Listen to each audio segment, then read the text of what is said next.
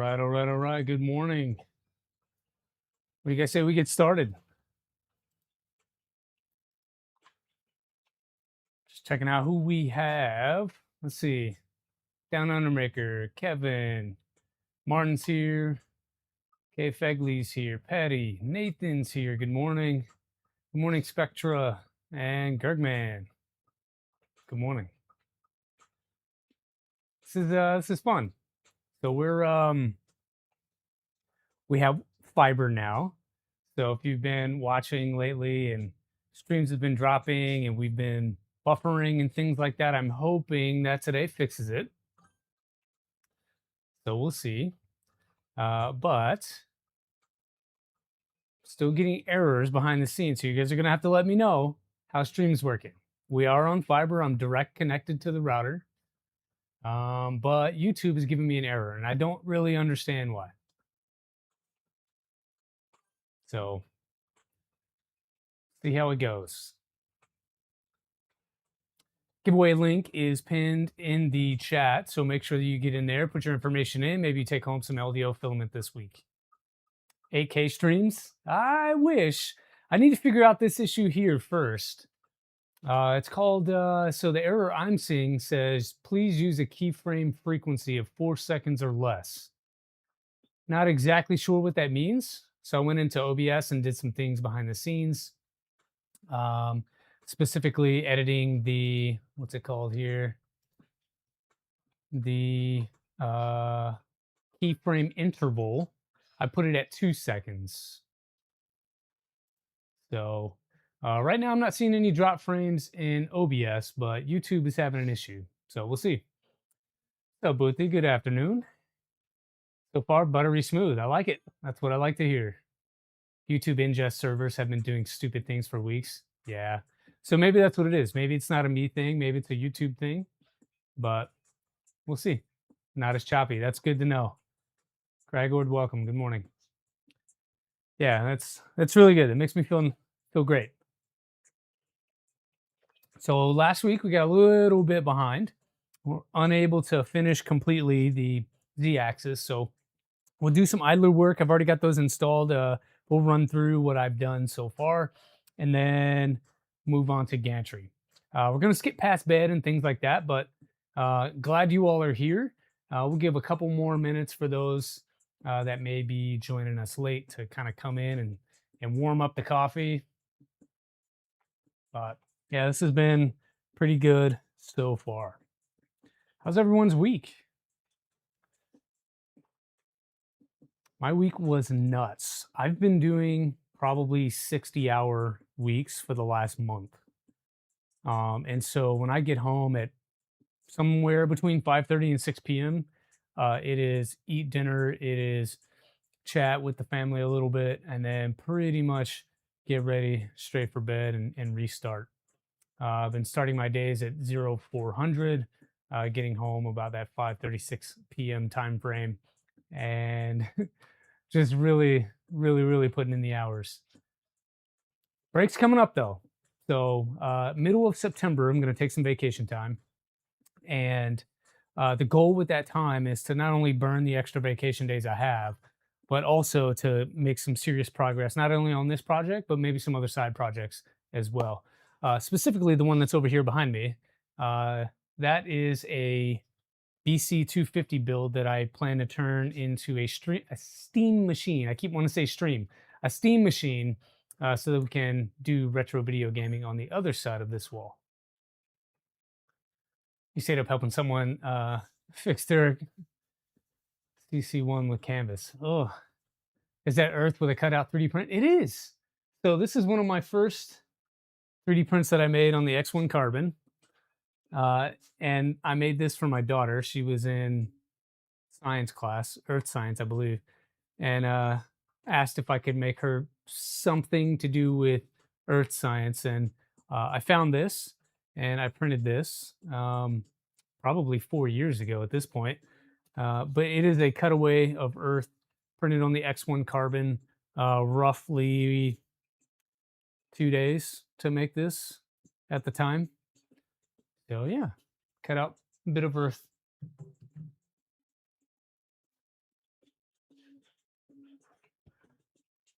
Getting ready for vacation? Yeah, where are you going? Timu Dave, appreciate it.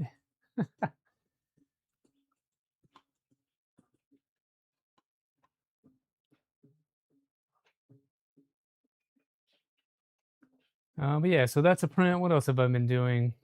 Um, Printing a lot of additional parts. I don't know if you guys have followed me on X or seen anything that I've posted behind the scenes, but I've started printing out some parts for the next full model. So this is a base for the Dr. Frankenstein's lab model for Halloween. So we do a Halloween decorating contest at work almost every year.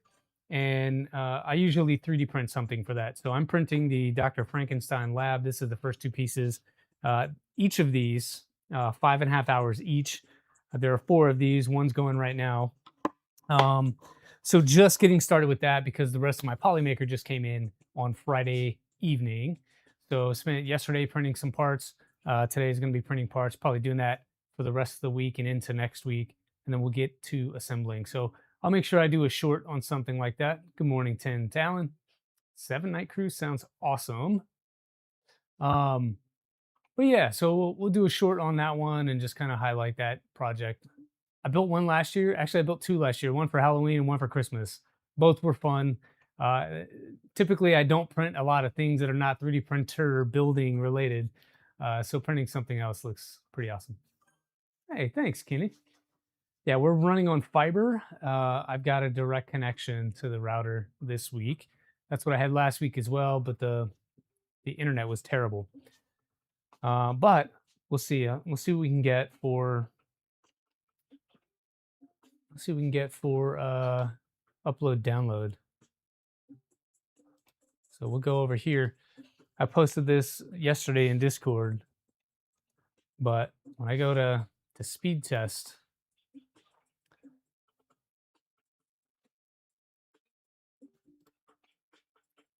let's see what we can pull down. Look at those numbers. So this is with a direct fiber connection via Ethernet. On Wi-Fi, I think I was getting, like 80 up and down. So 2.2, not terrible on the download. And looks about 2.1 on the upload. Yeah, not bad. Not bad at all. Start printing all the baby belt parts. Heck yeah. What color are you choosing there, Cragord? Baby belt is one of those interesting things that would be fun to build. I don't know that I would use it very much, though. I don't print really anything that's super crazy long like that that would require a belt printer. So yeah, we're getting great speeds today.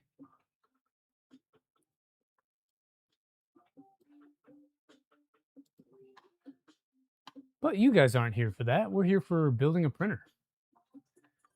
Do I work in corrections or other security? I do not. Because of my hours? No, I don't work. Spectra, I don't. I am military. Speed looks awesome. Yeah. Yeah, super happy about it. They did give us like this Wi-Fi extender thing that does not work though. I cannot get it to connect onto the network. And we'll see. Let's get started on some of this build. We get to finish up the Z-axis. So yeah, but no, I work those hours kind of by choice, kind of by not. My position is such that it requires a lot of my time, but then also physical training is part of my job, and so I choose to do that early in the morning versus at 6 p.m. So I get to the gym at about 5:30. I wake up before at the gym by 5:30, train for an hour 15. I'm at work somewhere between 7 and 7:30, and then work all the way till 6-ish. Speeds are fantastic. Thanks, Kenny. Appreciate all the help and the tips over the last couple of weeks about switching to fiber, that's probably the best choice that I've made in a while. But for those that haven't been here, this is where we are. We are building an LDO Micron kit supplied by LDO. So thanks to Jason and the team for sending this over. We've got the Z drives on. We've built the frame on stream already. I went ahead and got the idlers on, the Z idlers. And let's see if we can move this camera up just a touch. Try to do this gently so we don't get people seasick. There you go.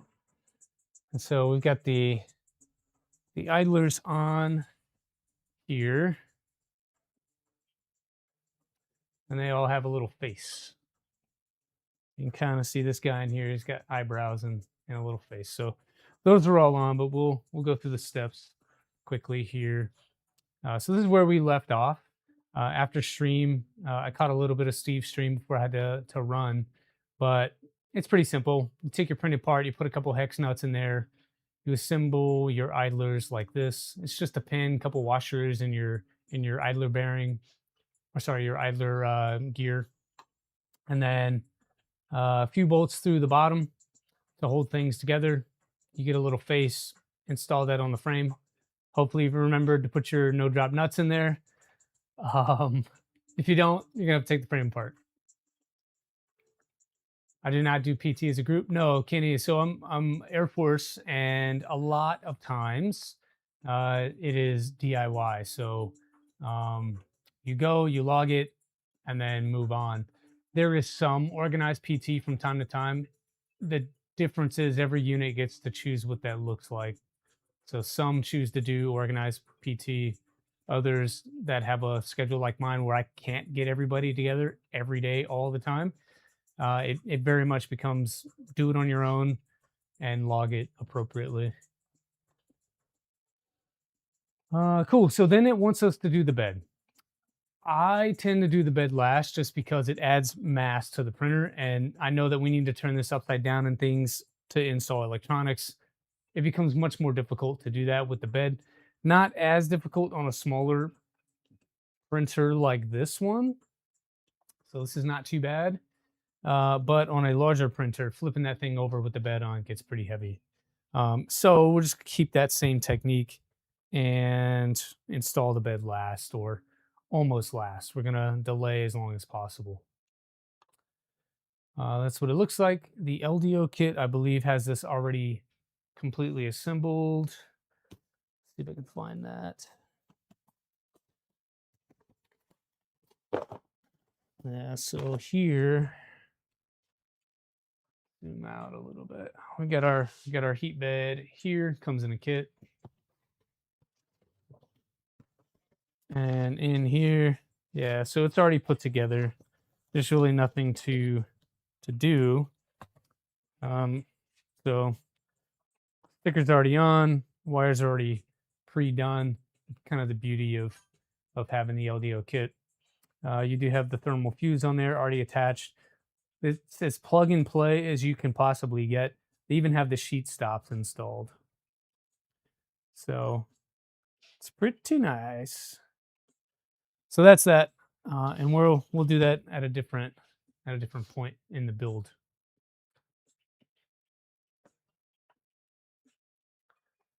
Your friend retired as a recruiter for the Air Force, 26. Very cool. Yeah, I'm at year 24 in 2 days. So Tuesday will be my 24th year. Morning, zombie. I channeled you here today.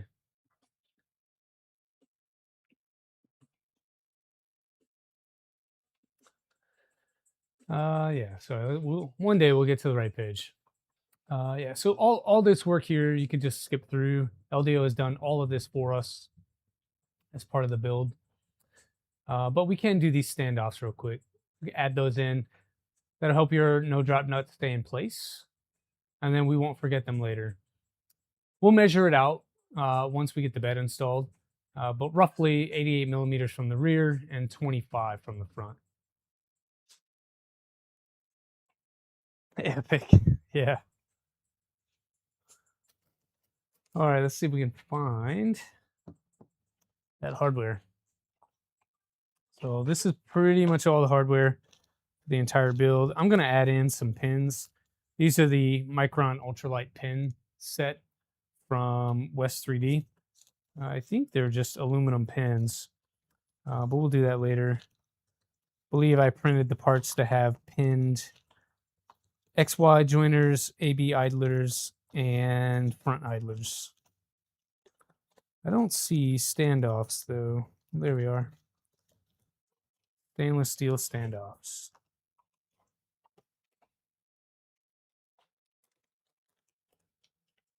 Yeah, LDO beds are nice.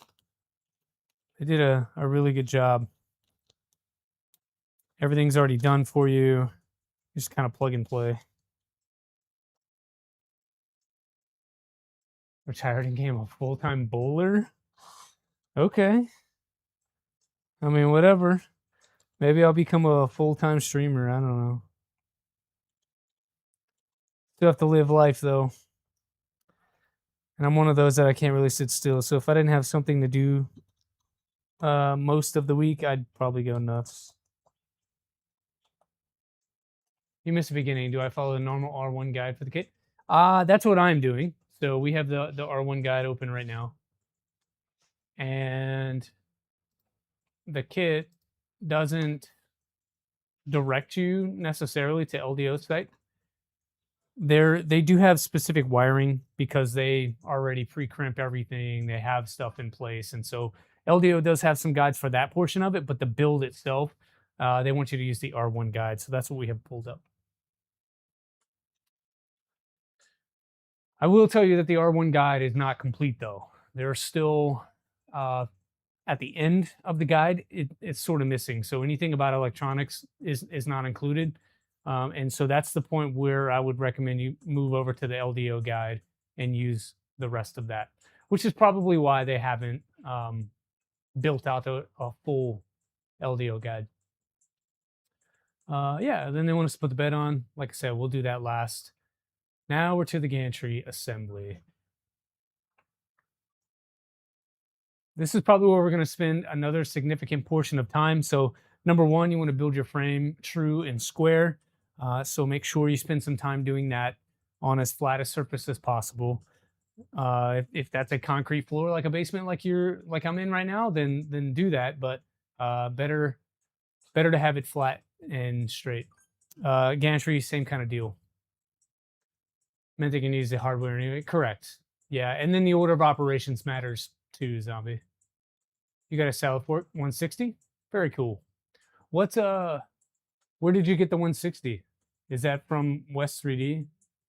I'm not tracking a salad fork 160 kit outside of the configurator that West 3D has. Long day at the power plant. Well, Fegley, hopefully it's an easy long day. Eventually do that when you're done with your nebula.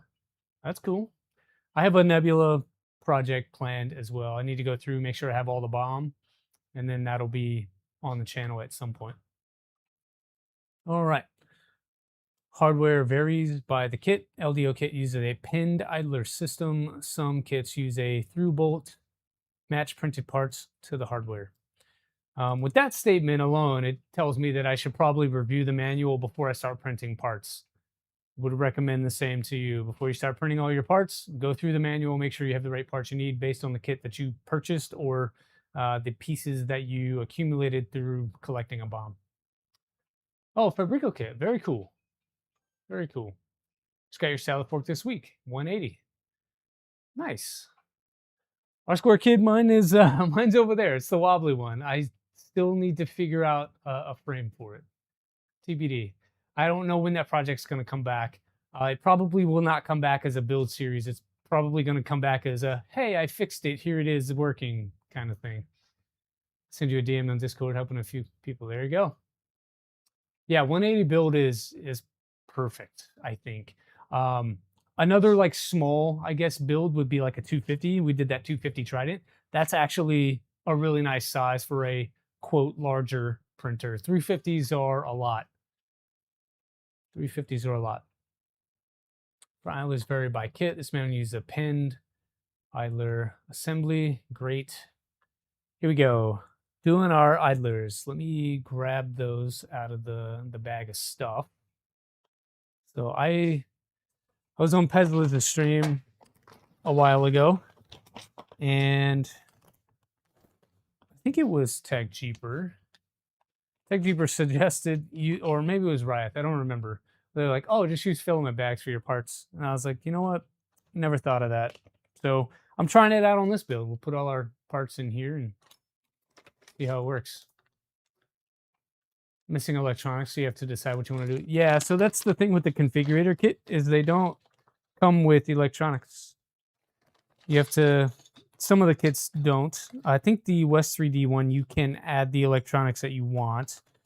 The benefit of having something like that is if you already have parts or you have specific things you want to use, the configurator allows you to leave out parts and save some money. That's what we did for the salad fork. Where are my idlers? So I have the housings. I thought I printed them in red. Don't tell me that I did not. That would hurt my feelings. Because if I did not, then that means we have to wait for a while because both printers are busy. I don't believe they would be in here. And I swear I printed them in red, not gray. Oh, there it goes. Whoa, don't fall. There's one, red. Wonder why I put it in this bag.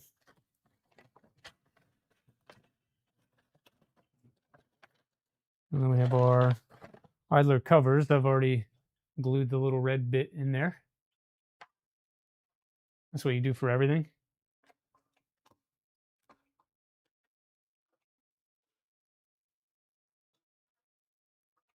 $250 quite big, but yeah, after doing a 350, it's tiny. Yeah. Wasn't thought. Oh, through the configurator. Hey, good morning, Clown Hammer. You stab all the bags, you can't do that. Yep. If you stab your bags, it's difficult to keep the parts inside of the bag.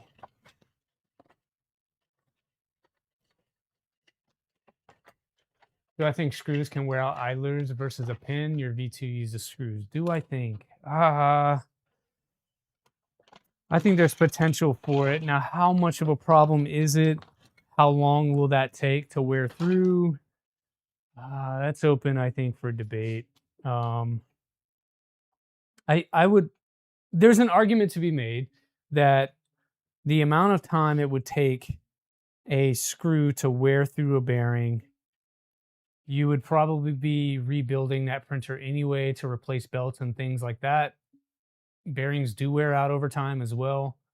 So you could try to make that argument. I don't have any data to suggest what that timeline would be or if it gets extended just because you use pins versus screws. 10 bags of parts around the studio? Holy Christmas. That's a lot. That's a lot. I have a bunch of parts as well, although my parts are not in bags. They're like in little, I use filament boxes, but then I learned that filament boxes are not always big enough to hold all the parts you need. And so since I recently was turned on to the bag, I'm like, oh, I need to do that because it makes much more sense. Thought the difference was diameter of the screw shaft versus pin. I mean, it might be. There's probably a little slop on the diameter of a screw versus a pin, but again, I don't have the data on that to tell you one way or another. I'm just sharing what I've heard, sharing what I've learned. Using pins more consistent. Yeah, that's probably true for diameter and quality. But I think the original question was about wear pattern or something like that. And so that I don't know. All right, I've got some idler bearings left. Let's see. So we've got a bag here of things. These are the 6232 RS. Okay, so the smaller ones that you use on printers for ants builds.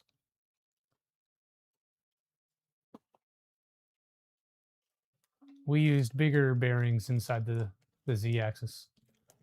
So I know where you can sell your used 3D printer or parts. You could try any of your social media marketplaces. If you're in certain discords, they may have resell channels for you. Craigslist is an option, eBay is an option, but you're gonna be hit and miss depending on where you live. Probably won't wear through anything and very little motion. I don't disagree with you. I think it's a non-factor. I think people get wrapped up in little details that don't matter, and maybe this is one of those that don't matter. Good morning, Nozzle Clog. Welcome to the stream. Make sure you guys, again, we'll do a reminder for some LDO filament if you need it. The giveaway link is pinned in chat. Let's get some pins out. This needs to be a 3x14 pin. Funny enough, none of your pins are labeled, so you kind of have to figure it out as you go.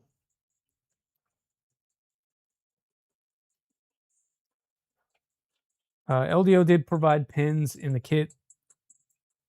I am choosing to use these ultralight pins because I have them.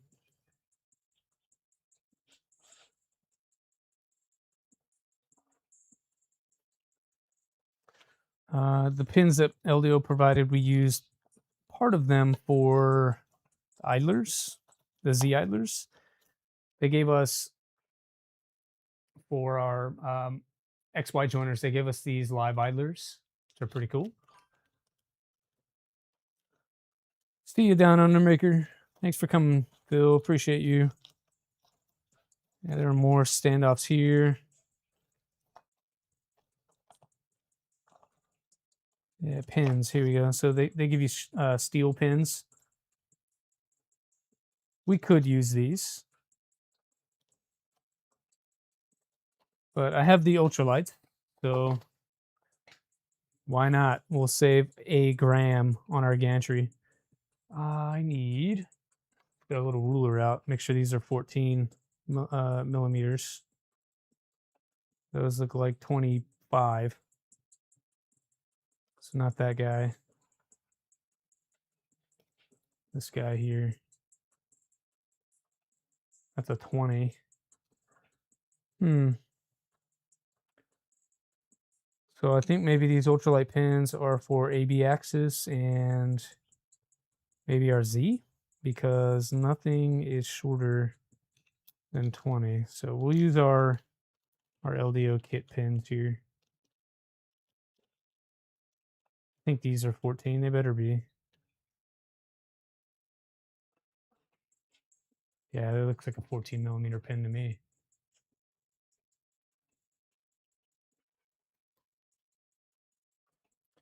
Got two of those same size, and the way this goes is we've got our bearings, and then we need, what does it say? Some shims, some M3 shims.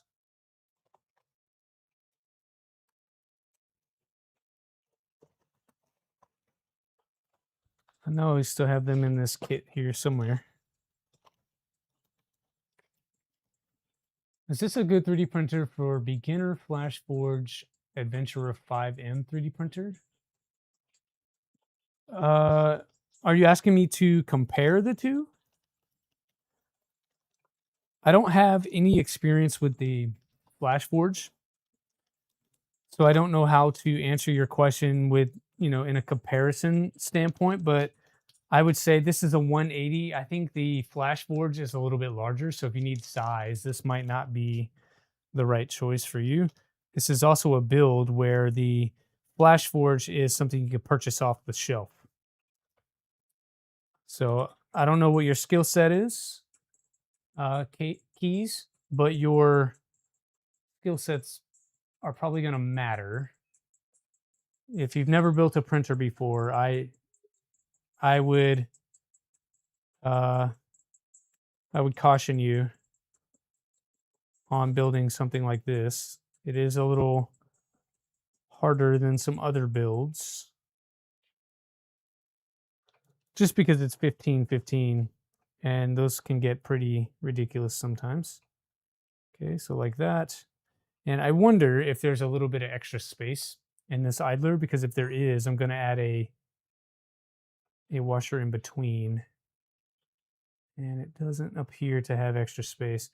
So what you can do sometimes, if this idler is wide enough, you can add another shim in between these bearings to provide just a little bit of extra space for your belts.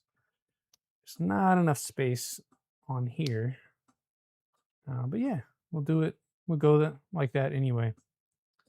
So we'll make 2 of these.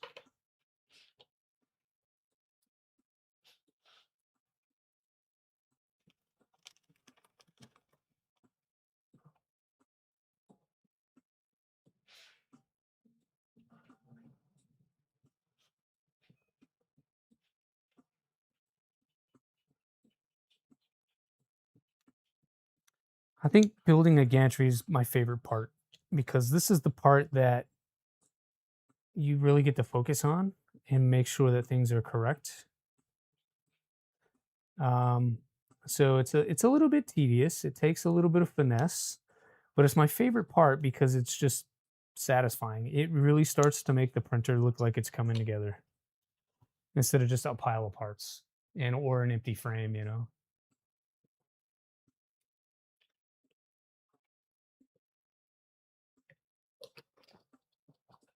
All right. So we did 2 of our idlers here. And you just slide it into the bracketry. So I've got a bracket here, idler housing. It looks like the one in the picture. There are small ridges. Let's see. We've got small ridges on this here. If you can see that on camera, there you go. Get these ridges on one side and not on the other. One side, not the other.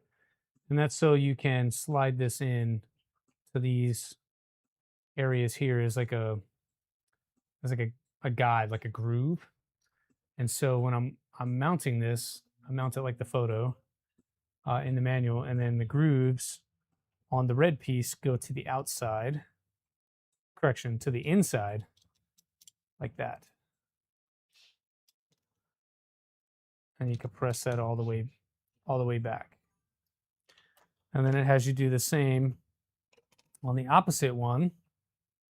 So I'm gonna flip that. Flip that, put these on the outside, like so.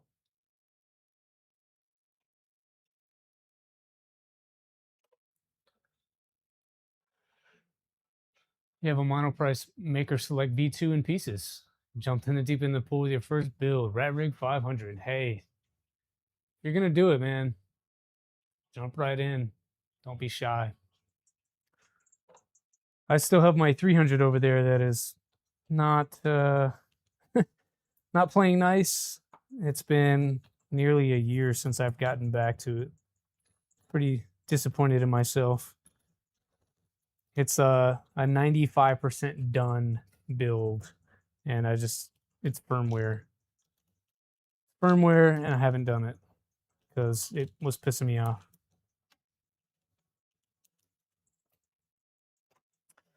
All right, we've got 2 idlers complete. What's next? Idler cover. Ooh, I didn't put the heat inserts in there. That's one thing I noticed as well. Nothing in here told me to put heat inserts into these parts. And so, just like last week, forgot to do some heat inserts. I'm seeing them here on screen that I need them, but I know I didn't do them. So we'll get the soldering iron heated up again.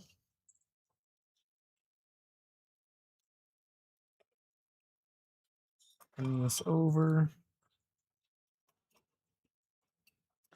Let that warm up while we take these apart.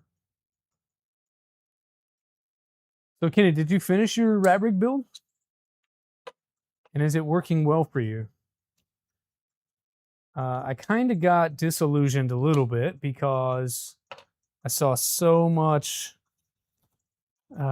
trouble. People were having trouble with the input shaping on the rat rig, but then rat rig came out with updated firmware, a new OS that is supposed to fix a lot of that stuff.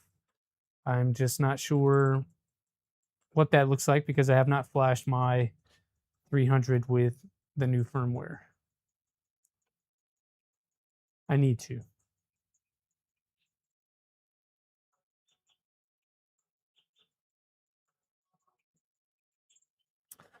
It's like, what is this set to? All right, we're going to set this to 270. I think it was a little bit low. And it's going to need a little time to heat up.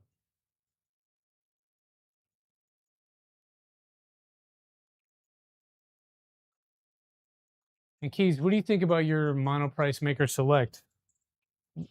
It wasn't always in pieces, so when it worked, did it work well?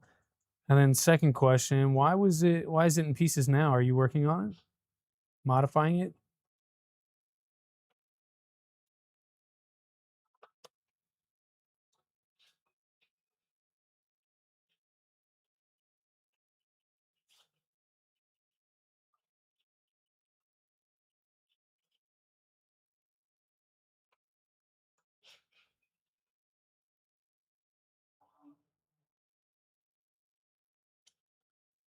Okay, we're good there. Slide this in.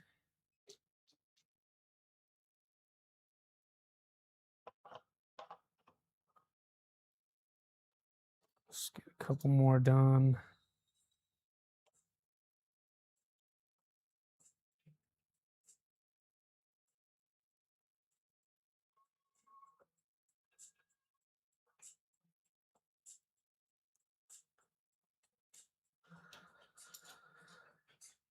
Yeah, I'm starting to think about on this project what form of firmware we want to run.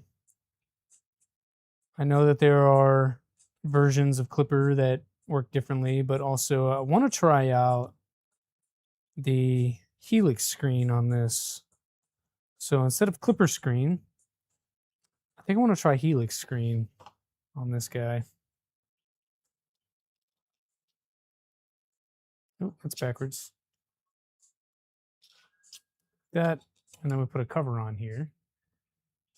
It doesn't tell me if the cover should be this way or the other way, but knowing what I know about a build like this, the one with the ridges should go to the outside. So that goes like that. And then if I want my logo correct, I need to install it this way. And then it would be the opposite for the other one. Hey, good morning, Kenneth Davis. All right, so we do that, and then it's M3 by 25 button heads. M3 by 25 button heads.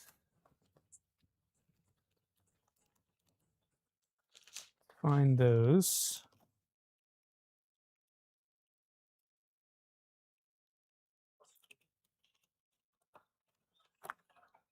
M3 by 25 button heads.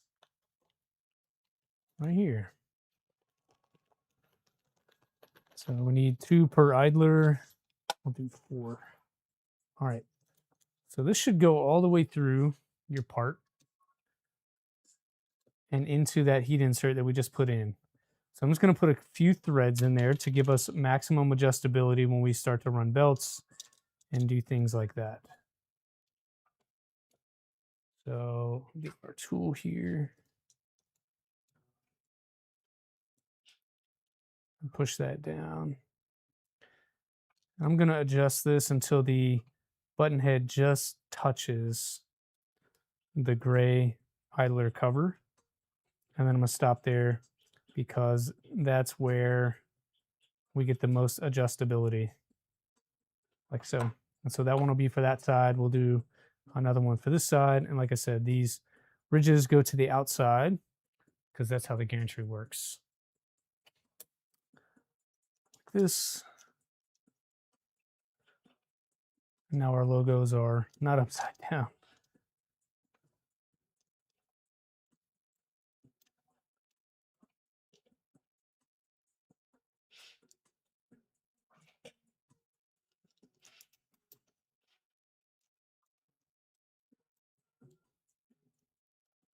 We just touched the plastic and we're good there. All right, 2 idlers.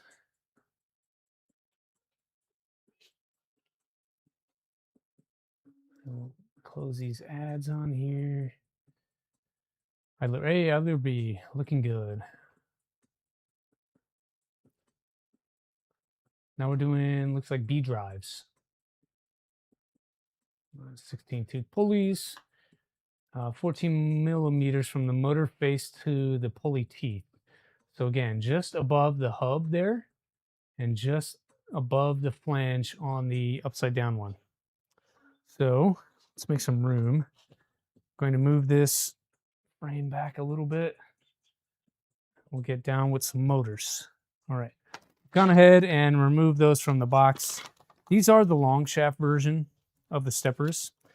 So these are 35s, 35 millimeter shaft with a D-cut, NEMA 14s.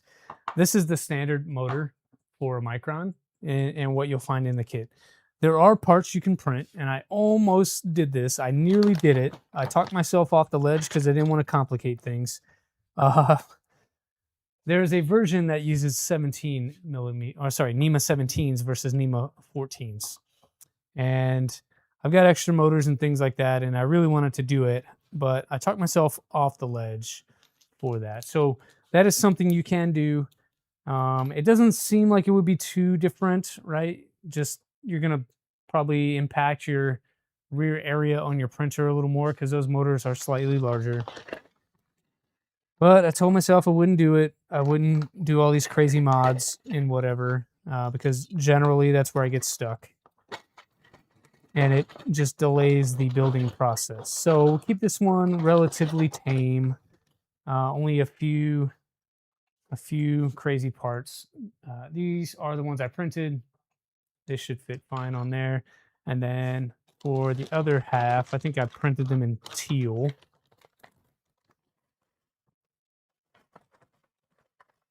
Yeah, so printed the other half in teal. These are the upper version, and the gray is the bottom. I've also printed the supports, the shaft supports in red.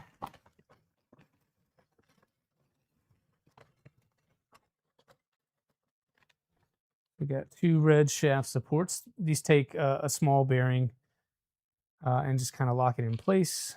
So there are those. Then I thought we had like small parts that fit into the top of there, but I could be confusing that with the NEMA 17 version, because I did spend a lot of time looking at that as well.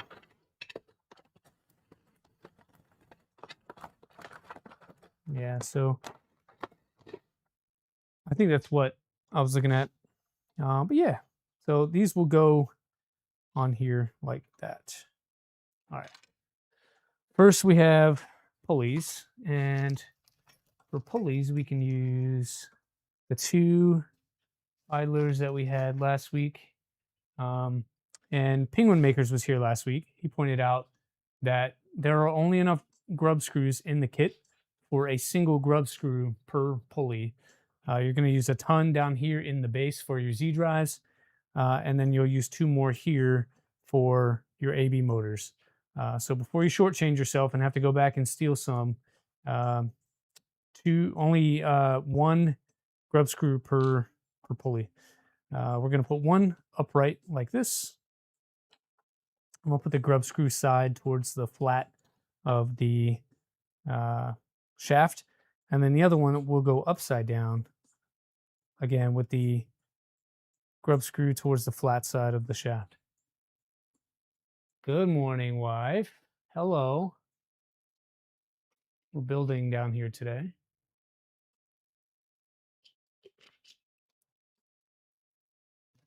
Trying to pay attention to what's going on in chat. All right, that is that. I did print the all-in-one tool to help with building. So I'm going to tighten this down till we touch, and then I'm going to back that off so I have some room to move the pulley up and down. I'm going to grab my tool. So this is the all-in-one tool that I found on Printables. It's from Kyle B, I believe. And this is going to help us with our A and B motor. So the A drive is higher. This is the B drive because it's upside down. So we want to make sure that we use the B side. It's labeled, probably difficult to see on camera, especially with the light, but it's labeled B down here and A on the other end. So we'll get our B drive motor from the face to the top of the pulley. So about right there is where we want to be. Charlie said I didn't say hi, Charlie. I'm sorry. Hi, Charlie.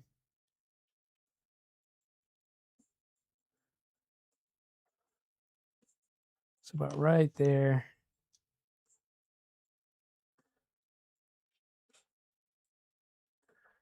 And then we'll measure. It says 4.5 millimeters.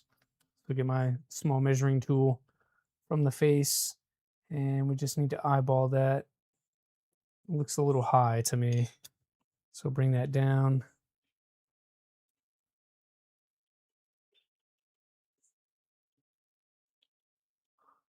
This tool is not working for me here today. That's too big. Here we go.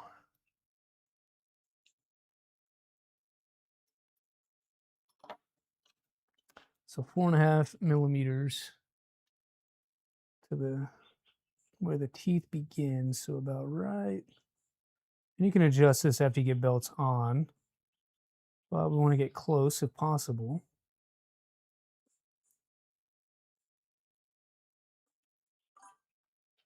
So right there is where I'm going to leave it. And she said, hi, Dad. Hi, Charlie. Make sure you go eat IHOP. Go get some breakfast for me. All right, for the A motor, a lot more space in between, looking at 14 millimeters in between.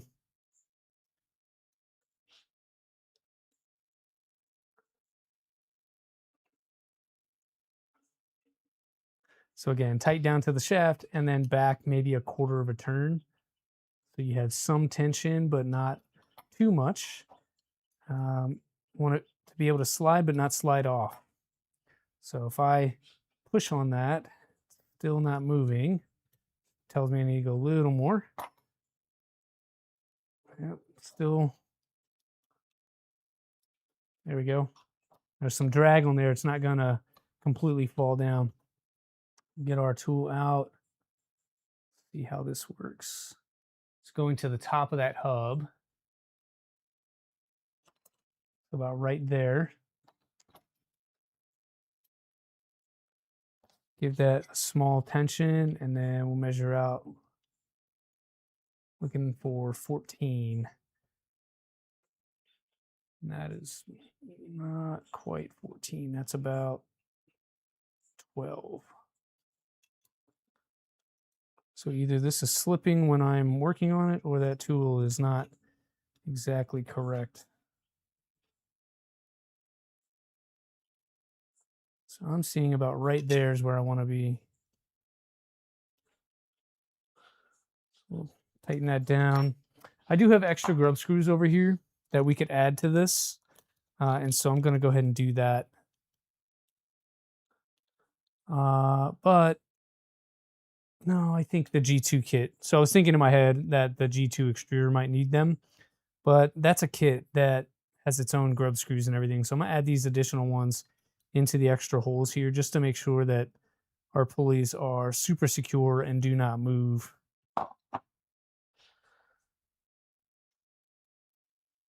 But this is me going into my own stash of parts to, oh, it's the wrong hole.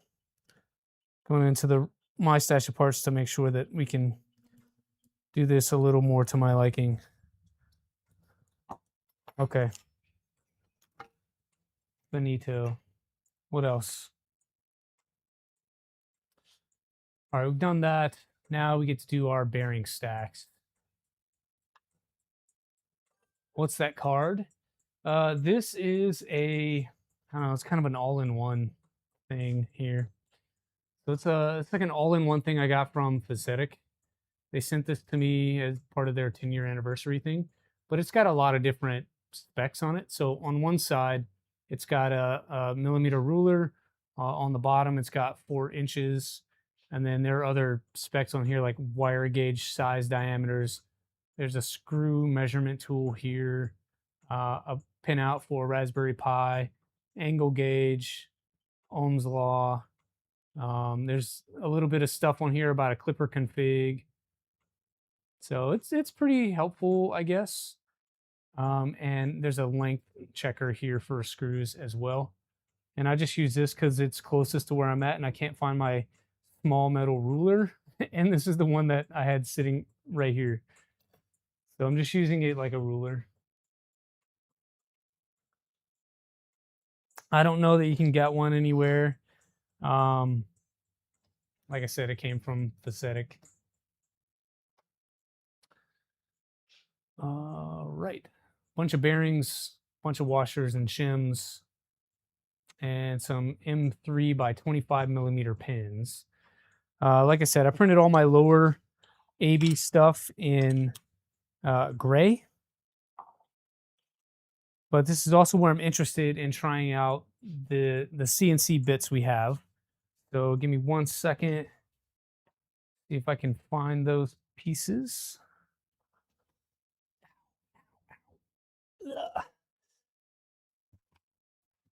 We looked at them the other day when we were talking about building this, and then I promptly put them in a different location,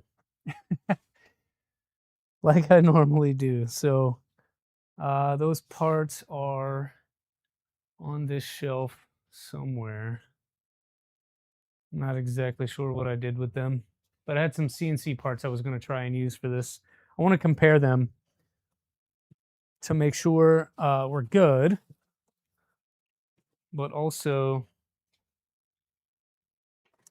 that they are going to be compatible with what we're trying to do here. What did I do with it?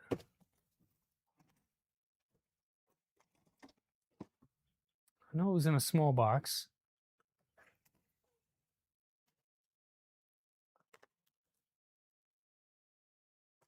Huh.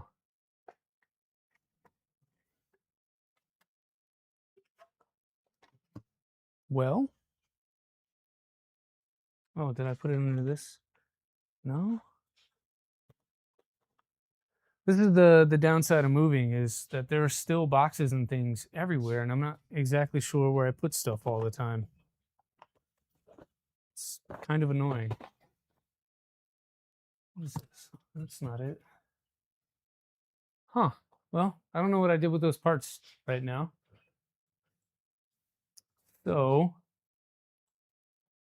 we'll just press with what we have, because I don't know what I did with the other stuff. It's fine. It's fine. All right, so we get our lower here. So it wants us to use our A drive lower. Just orient it to the photo in the manual, which is like this, which means the other side is our B drive. All right, so that's there. And then we do, I'm gonna just double check, make sure I have no heat inserts in this before I have to take things apart again. Doesn't appear that we do. Okay. All right, but I do have a pin and a pin. Move this down.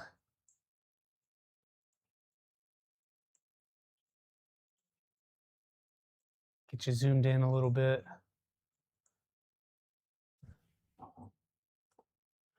All right, we're gonna do a M3 by 25 millimeter pin here. Another one in that hole there. And we're gonna use the LDO pins that we already had. But I'm gonna move my soldering iron before I burn myself again.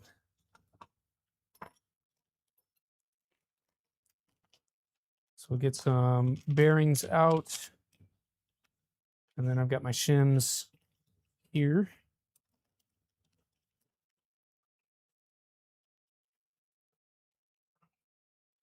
All right, pins. We'll just double check that these are all 25 millimeter long with my card that Kenny seems to be interested in. These are definitely 25 millimeters long. The recess in this is not very deep. This one is perfect. You do want that snug fit in there, and these are a little tight, so I'm going to use my driver end to push that in there. Make sure that's all the way in. It is a blind hole, so it's difficult to always tell. But then this one is very shallow, and it's also pretty tight. So this one is a little tougher. There's a chamfered end on here. I'm going to try to use that to press that in place, and don't try not to do what I just did. All right, so something like that. I do have a mallet. Let me try just tapping that in. I used to have a mallet.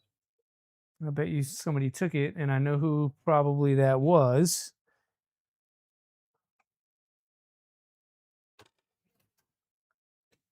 So we'll do it this way. So watch your ears. Just kind of tap it in place.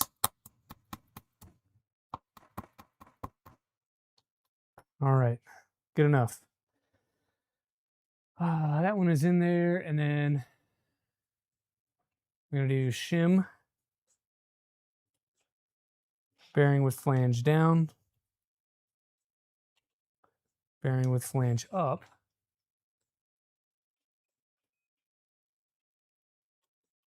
and then another shim. That in boron terms is called a bearing stack, and we need 2 stacks on this pin. So we'll create another one. So we begin with the shim, and then flange down, flange up, and then another shim. So 2 bearing stacks. All right. Just keep in mind you need 2 bearings, or sorry, 2 shims in between these stacks here. If you don't have 2 shims in there, it's going to put your belt path off a little bit. You can get some premature wear on your bearings. I'm sorry, on your belts, and you don't want that. Okay. On the secondary pin over here, we're just going to do a single bearing stack. So it's going to be a shim, washer, and oh, sorry, not washer. Bearing flange down, bearing flange up, and then another shim. Man, words are hard today. All right, so there we go. Our manual tells us that we need to then bolt this to our A drive, which is our motor that we assembled with the hub on the bottom, flange at the top. So this is going to go down onto our motor. One note in the manual is that make sure your wires are coming out from the left side. So like that there. And so this is going to go here. And we're going to secure this lower bracket onto the motor with an M3x6 button head, which we should have plenty of.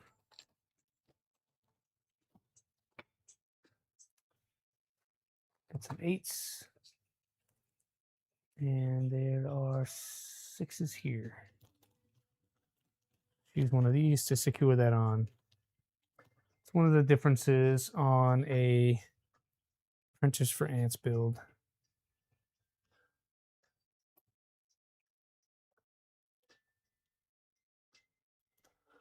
We're going through plastic. You can deform the plastic, so just give that a little bit of attention, but not go crazy.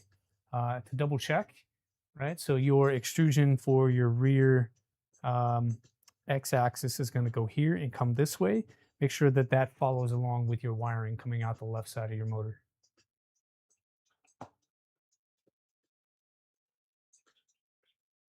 From there, we can add our A drive upper. It's going to be the mirror image of the lower. And it goes on like so. So you do have those pins in here. It's going to be potentially difficult to press things in, but we got it. And so what I'm going to do now is get my parallel jaw pliers out, because this other pin on the top is sticking out above the part. So I'm going to see if I can press that down into the lower portion with my parallel jaw pliers. It's probably a little better method than bamming on it with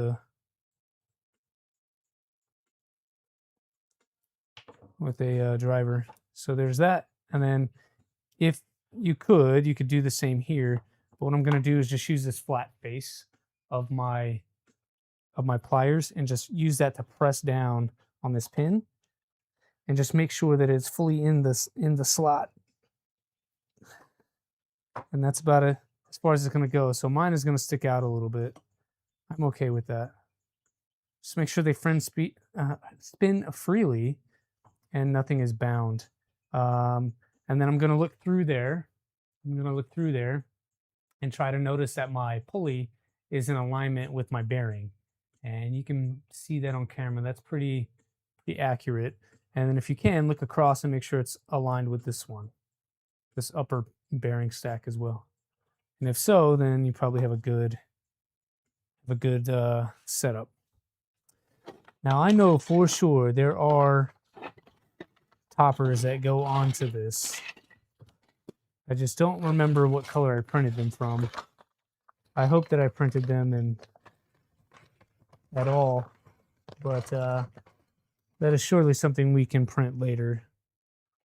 Because I feel like there's a cap that goes on here and gets secured with everything else. I'm just not 100% sure I printed it, so we'll need to do that. All right, that's our A motor. Yeah, okay, I'm seeing it. So this is the part that I don't know if I printed is this gray portion here. Oh, I'm sorry, green portion here.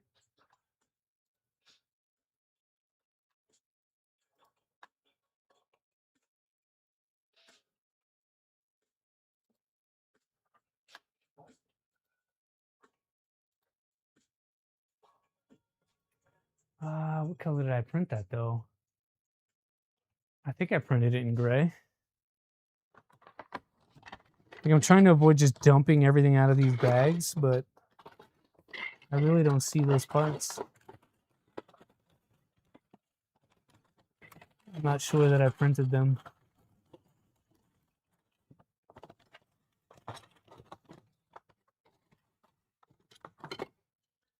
I think those might have gotten messed up and I meant to reprint them and just did not. So we'll have to come back to that. It's fine. It's just a little bracket that holds a bearing. So it's a little bracket that holds a bearing to support the end of the motor. You screw that in down into the motor and then check your alignment of your pulleys here. And then the little twist lock holds that bearing in place. If you're going to use sensorless, you print this little plug, stick it in there, and that gives you sensorless. The LDO kit uses sensorless homing, does not require the XY limit switch, but you can add one. I'd like to add one, I think, eventually.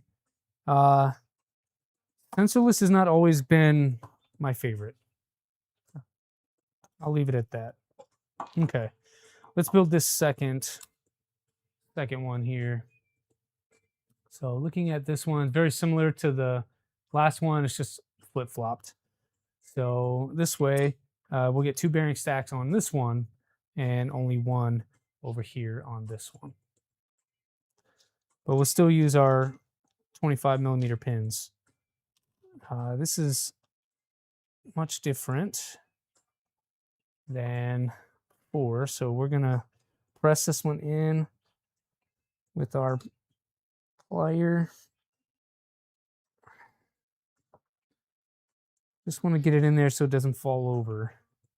As deep as you can. Thanks for the sub. That one. Good morning, Steve. Thanks for being a member for 11 whole months. Nearing your anniversary. It's awesome. Yep, like that. And then flange up. And then one more shim. Same for this guy. We'll add this one into here.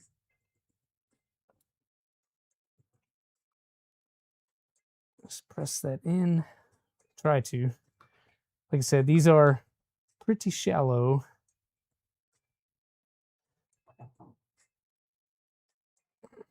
So we'll just get it in as far as we can for now.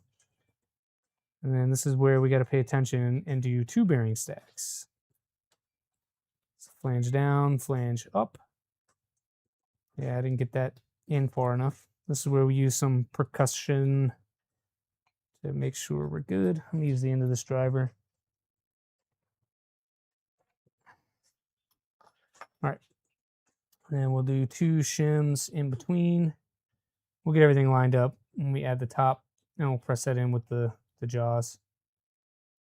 2 bearings.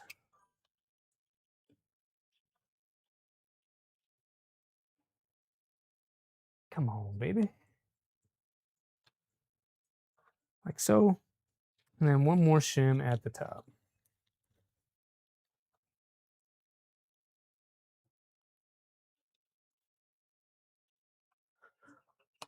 All right. Just double checking my work. Good to go. We'll do like we did before, except this time the motor is going to have the wiring come out the right side of the motor, like that. And our bracket will be like this. We'll hold that on as we did before with the M3x6. Just going through this access hole right here.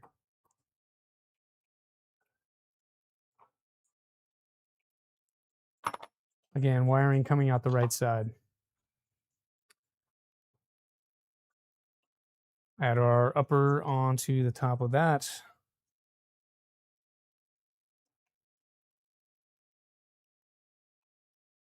Come on, baby. That's tight. Should be. But I'm trying not to mess up the other one here. So something I'm going to do, call the audible, because I saw that falling off there. So I'm going to take my same bearing stack with 2. I'm going to replace my shims. And seeing how this goes together, I know that this goes through this hole. Is a little bit more forgiving as far as depth and whatnot. And I can press that in with my pliers. Okay.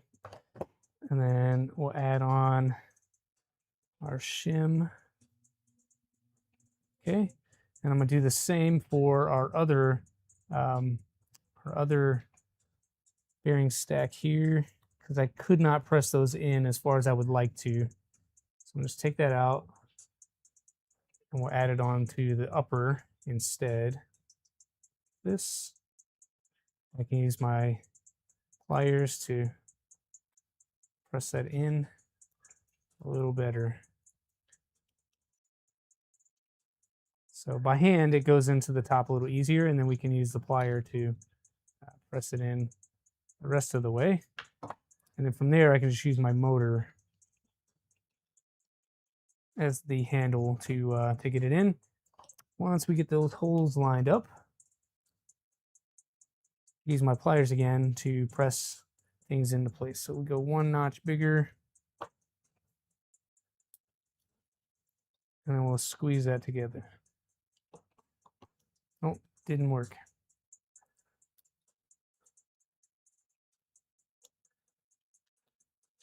This is where things get testy. Here we go.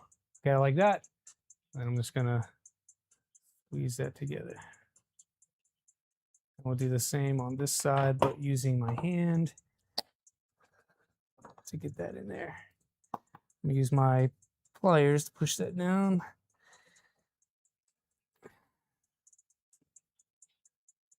Make sure we're tight on that side, tight on that side. Make sure everything is spinning. Good to go. Do another yellow and black. Yeah, Steve's doing a night owl today, which is pretty cool. Night owl's something I was thinking about doing for this build, just to have that failover filament runout feature. Do a Malik trick with bearing stacks? What is that? Oh, magic trick? Dude, I wish I could do a magic trick. This is the part that I dislike on the Micron, like is the pin stuff. It would be the same or similar on a salad fork, but when you're working with pins like that, the holes have to be tight to retain the pin. However, they can be just a little tight to where it's difficult to get the pin in. The depth is really shallow, and so it's hard to manage all of that. So you're gonna have to play with it like I did to get it in there, but we're good now. We're good now. All right. So that motor on this side, this motor on this side. AB motor.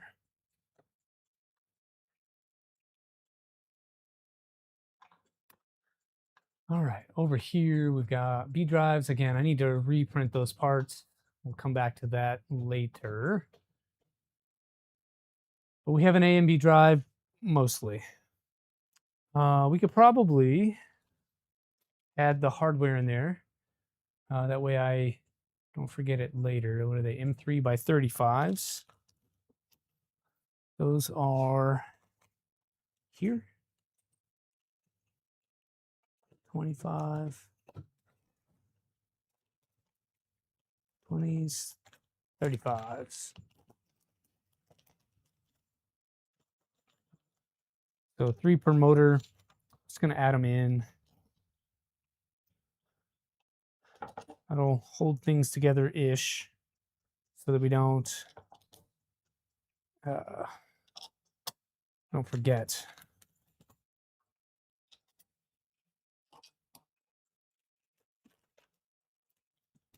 I put my extra bearings back in here. We'll probably use these for the XY. But it did come with some live idlers. So we'll see how it works out when we get there. I'm going to just do these up a little bit.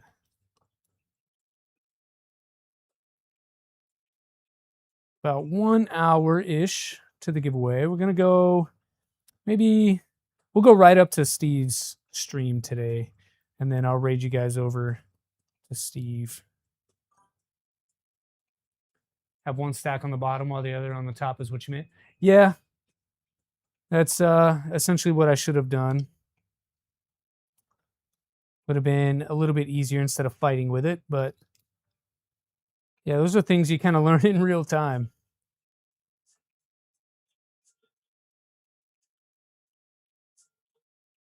All right. Yeah, I can't believe I forgot to print those pieces. It's been a while since I've forgotten to print something.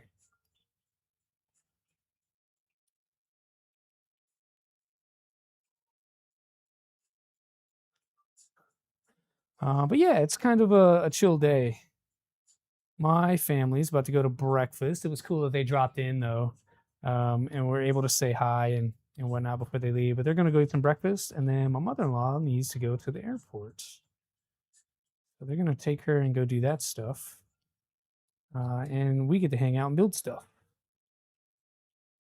And then probably do some homework after this. All right. So those are in there. Let's hold things together at least a little bit. I feel like that's lopsided. Yeah, there's a gap in there. Doesn't matter. It needs to come apart again anyway for these other parts. All right, gantry. Here we go. Prepping gantry extrusions. 2 C's form the gantry's Y arms. We've got those labeled from day one. MGM7s mount to the underside using printed adapters. We've got nut bars for ours because LDO is awesome. And then what else? Preloaded nuts at the ends secure the front idlers and the AB drives. I'm also going to add backers to this. So we're going to add additional no drop nuts to the top side to ensure that we have enough. Let's see, the E extrusion sits at the rear of the X gantry. Cool. Preloaded nuts at the end secure the AB drives. Cool. All right, prepping the extrusion. 2 rails mounted to 2 C gantry Y extrusions. 2 printed adapters, 1 additional M2 hex nut are required. Slide them into the bottom of the C gantry Y extrusion. Ensure the nuts are facing out. Repeat for both C gantry Y extrusions. Okay, looks like we have, for our linear rail at least, if we were using the nut adapters, we'd put a screw in every hole. We're not doing that. We're using the nut bar. And then after you do that, you add in the additional hex nuts. Cool. All right. So I'm going to move some of this up and out of the way. Come back down here. We've got our Y extrusions from earlier, still labeled C. Got my linear rails over here, still packaged up. Just trying to clean up the desk a little bit so we have some room to maneuver. All right, still got my linear rails packaged up. We can zoom out a little bit.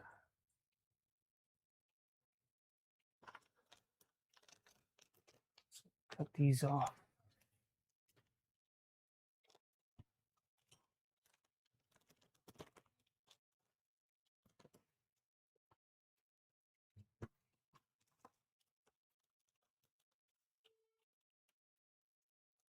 Be careful in case the little rubber stoppers had fallen out. Don't want to drop my carriages. Spend too much time perfecting your CF profile. The key was to slow down. Otherwise, you're getting wobbly corners. Sometimes that's the trick, man. Printing fast is not ideal for every filament out there. Case in point, I'm printing some ABS right now over on the P2, and that printer filament cannot handle speed.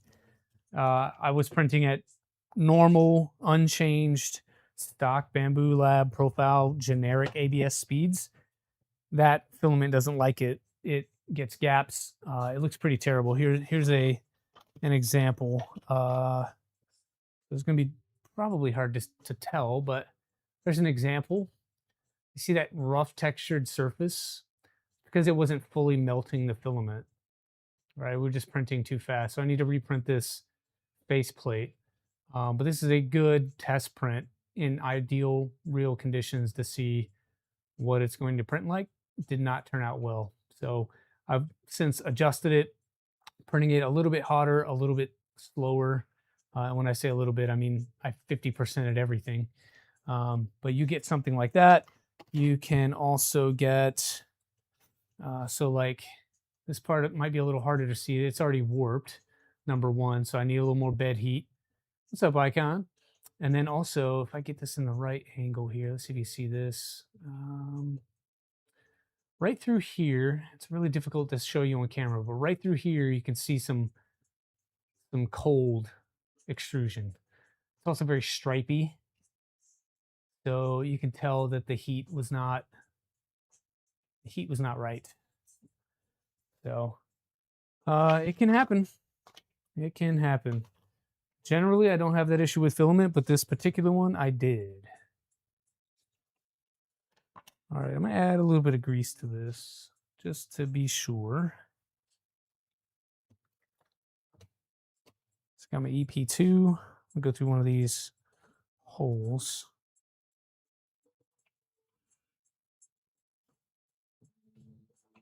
Just kind of move that around. Come to the other end, go through this hole.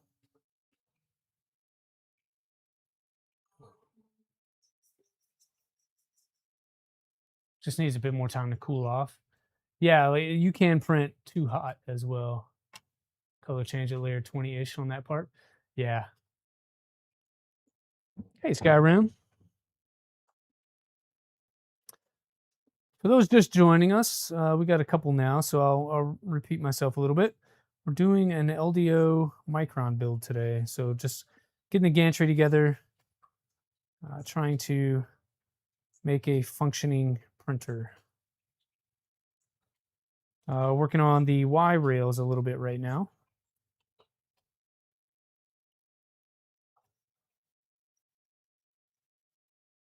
All right, got some grease on those. I'm gonna grab a towel. Let's clean this up a little bit.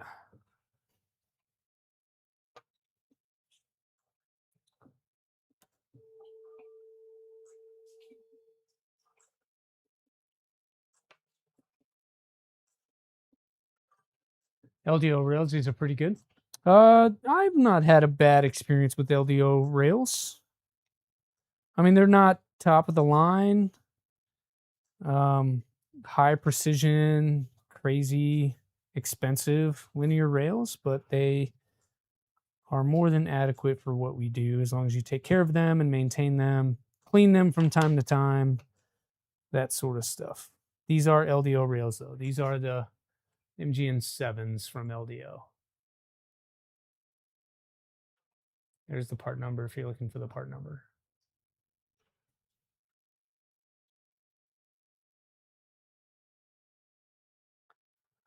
Because we use the holes to fill the grease ports, we just take our little tip on the grease syringe and you can scoop that out. You can use a screw, whatever, but want to get that out of there because it's going to hold on to dirt and grime. And then that can make its way back into your rails. I'm sorry, your linear carriages, and don't really want that. So I scoop it out.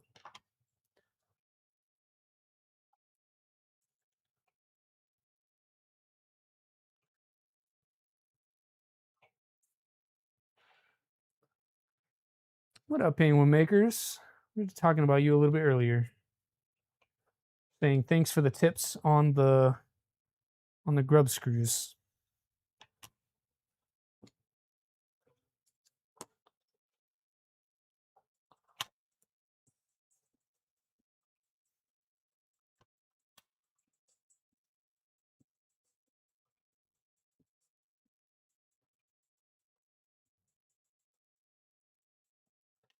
I got some on the board.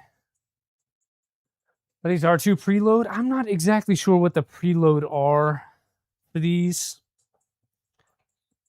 It is whatever they say. Let me see.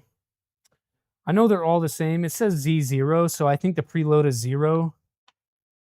That's just a guess, though. I don't have any documentation on the rails manufacturing process to be able to tell you for sure. But if you look at the number, it says 220 Z0. So I believe that means they are preload 0. What grease am I using? This is Mobilux EP2.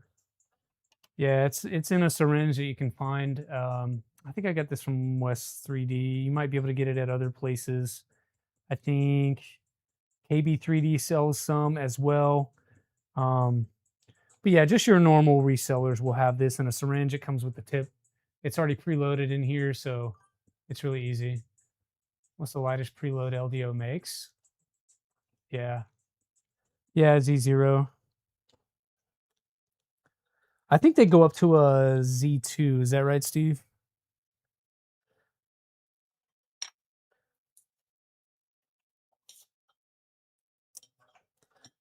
But I couldn't tell you what kit that is. You might have to buy them individually if you want something else.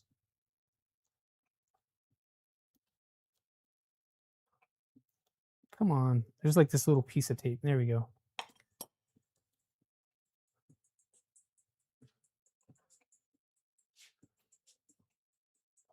Got yours booted last night. Dude, I missed your stream last night. I apologize. Family decided we were going to go to dinner last night. And so we left here, I think, at 5 and didn't get home till like 8:30.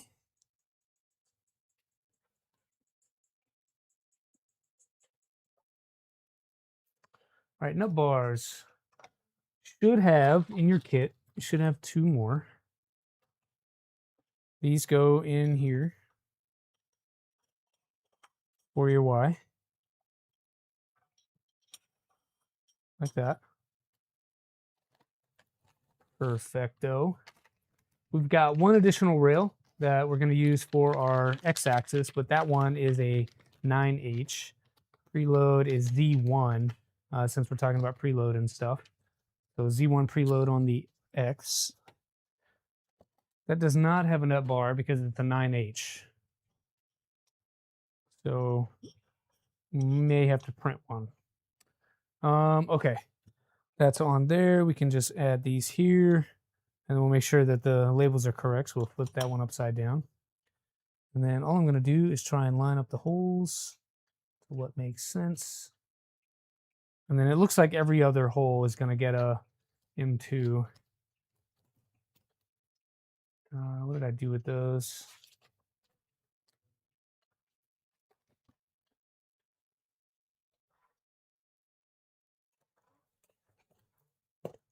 So 12s, that can't be right.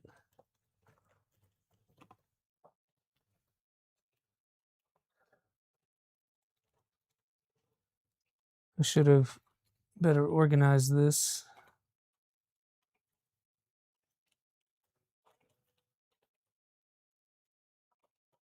So self-tappers, don't need that. Where are my 2.5s?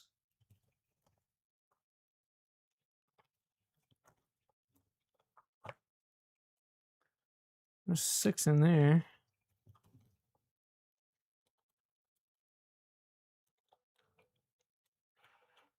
I feel like I'm missing my 2.5s. They're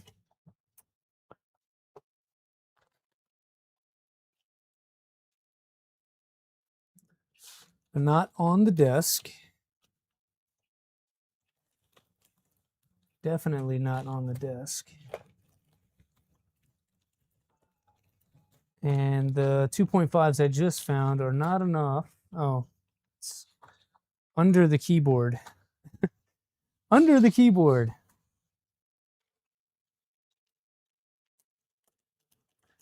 Nice system for easy tool head swap that keeps single probe, like Cardo on the carrot itself, and the tool just connects to it with Pogo.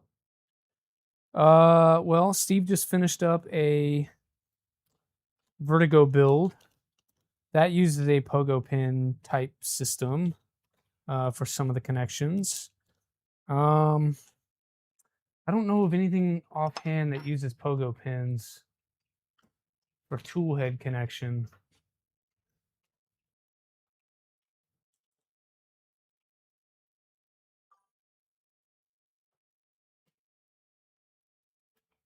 Missing something? You did not come into this?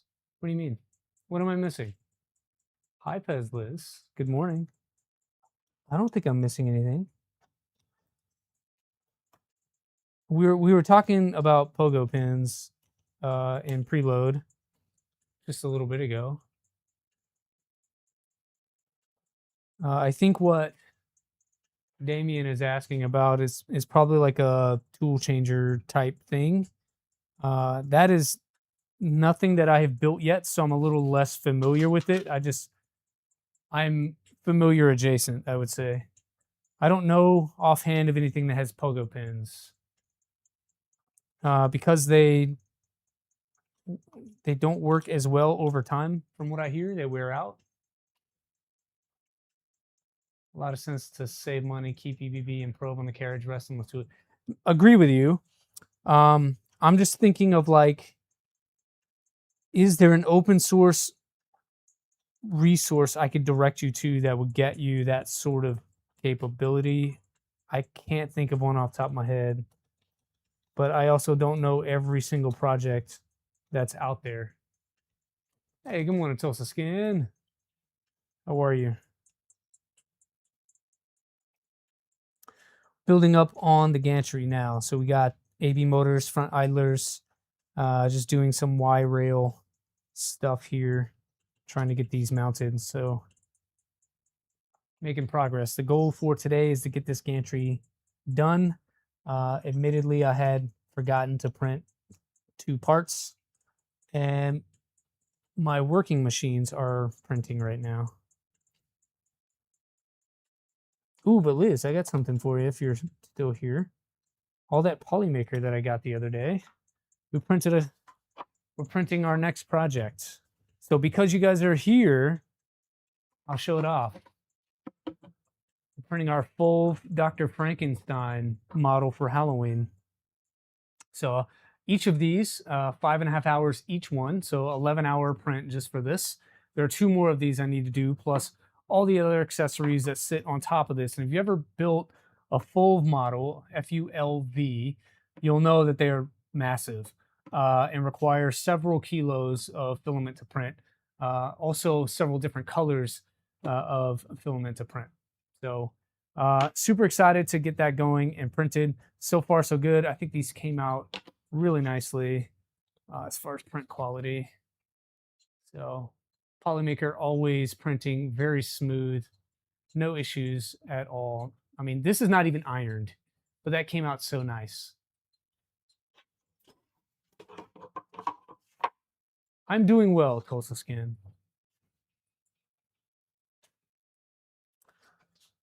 I've had a pretty relaxing weekend so far. I got some physical therapy done yesterday. Shoulders are feeling nice today. They were hurting all week long, but yesterday physical therapy really helped out. I got some ultrasonic treatment and some red light therapy.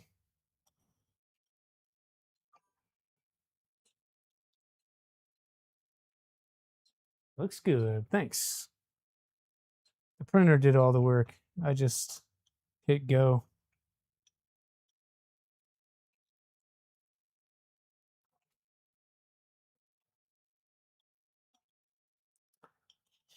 All right.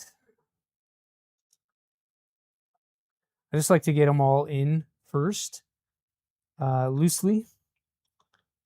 That way we have some adjustment with the rail. And then later on, we will make sure that it's centered on the extrusion and then tight from one side to the other.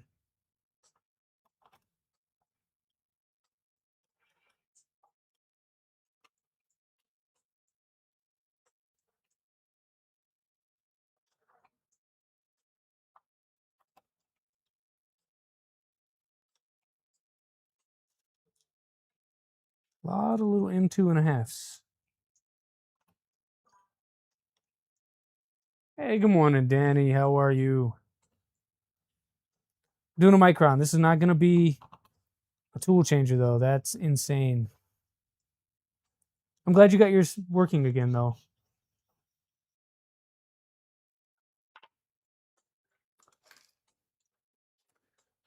What did we say for distance on this? We said 22.5.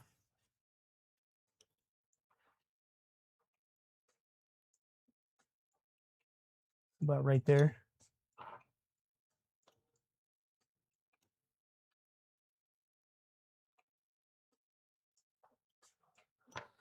And because we need it, we'll get our rail alignment tools out and add them to this.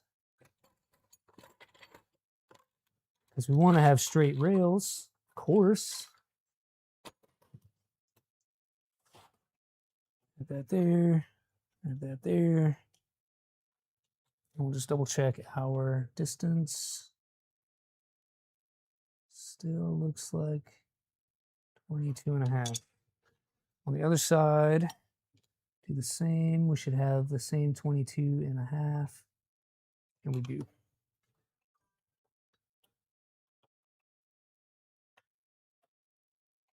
Your microphone is down. Down again? What'd you do now? I thought you had it working again. I'm sorry. It's difficult to keep up with everybody's projects. But I thought you had fixed it recently. What's down on it? What'd you break? Hey, Damascus Everglades. Thanks for popping in. For all the folks that are just getting here, make sure you get into that LDO filament giveaway. The link is pinned in the chat. US only. Sorry, US only.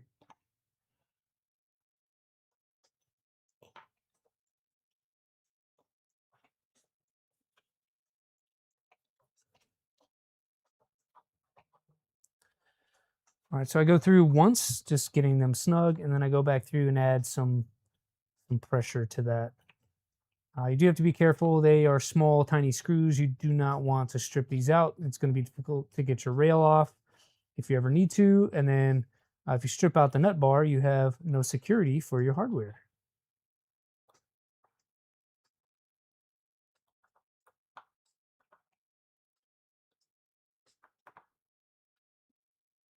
So just using finger pressure to make that tight. After I do that, we'll make sure we're still moving well, and we are. Press down on the rubber stops so that we don't lose our carriages as we're flipping these around. But same thing over here. Let's get one side a little bit snug so that we can hold it in place for measuring. So like that. And then that's way off. We use this to press over and get that just a touch too tight. It was working again, but you think you tighten the belts too tight and the idler on the XY. Yeah. I have somewhere, we looked at this literally 2 weeks ago when I first started this build.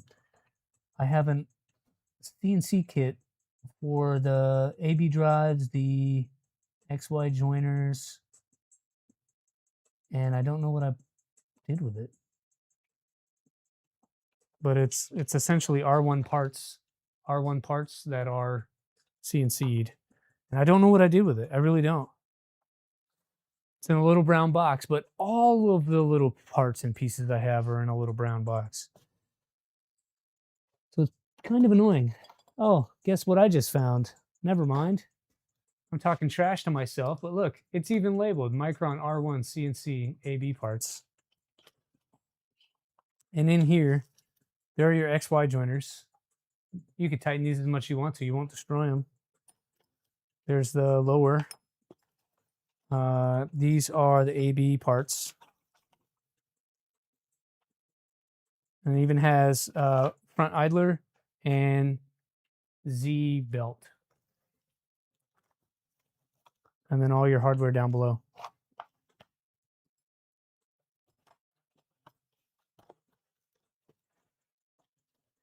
What up, LTX? Welcome in.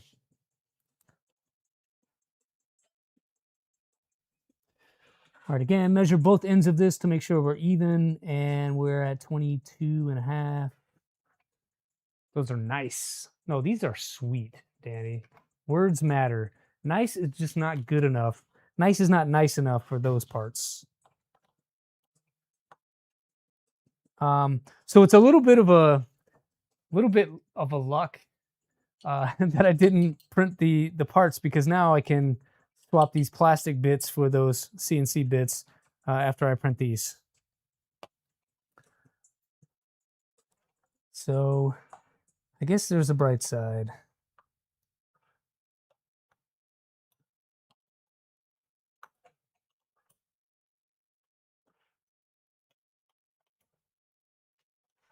I had a user on Discord make those for me. I am not sure that they are still doing that, and I missed a screw somehow.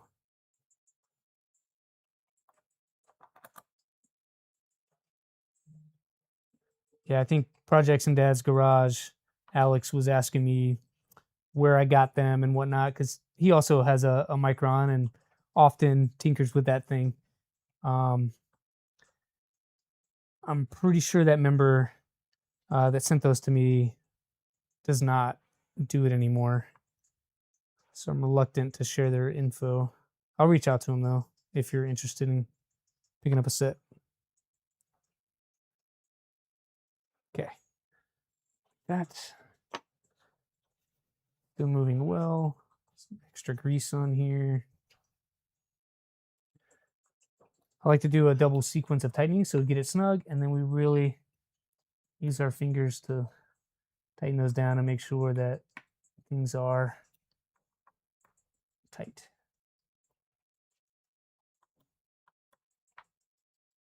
Good. Good. Need to build a cascade now, Danny, so you can make Micron parts. If Danny makes Micron parts, I'm first in line. Danny has all the time and skill sets for something like that, don't you, Danny?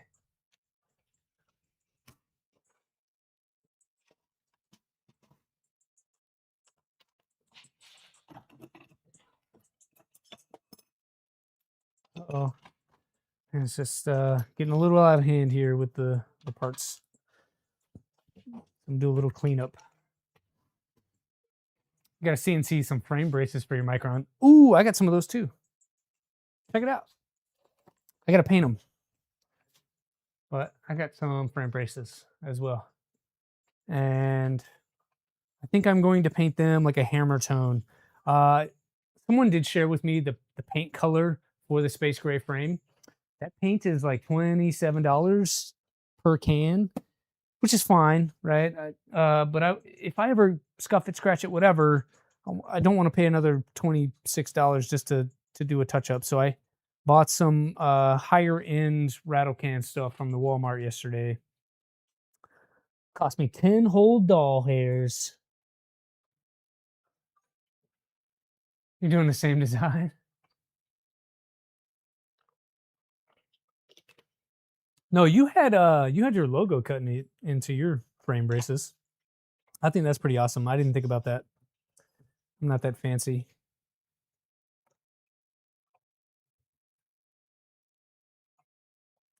But yeah, since I put the frame braces on the Trident, I want frame braces on everything now. Yeah, from Traxman. Bam. 4xinnovations.com if you want to set. Hashtag not sponsored. Just love his stuff. Cool. So there are those. Where are we at? We are, okay, we just did the measuring 22.5. That's very important. So you get full travel on your y-axis. And then here, got to pay attention to your no drop nuts. So, let's see. You got 4 on the top. That is for your front idlers. So your front idlers and your rear motors. Move this camera a little bit. So we need on the top side of this 2 here, 2 here on both. But we're also going to do frame braces. Sorry, not frame braces. These, what do they call these? Extrusion backers. I have some Micron extrusion backers that we're going to use. So we need additional hardware for all of these. Cool. And to do that, I've got, Danny, if you don't have these, I've got these. These are injection molded no drop nuts. What up, Mike? Your frame braces on 2.4 have your logo, but you're doing aluminum. Oh, mine are steel. Mine are steel. Aluminum would be cool though. Are you cutting your own? Or are you getting them from Traxman?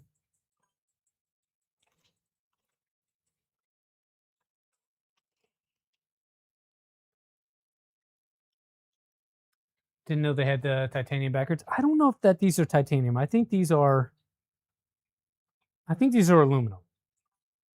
Sorry, not aluminum, steel. I think these are like 2mm steel.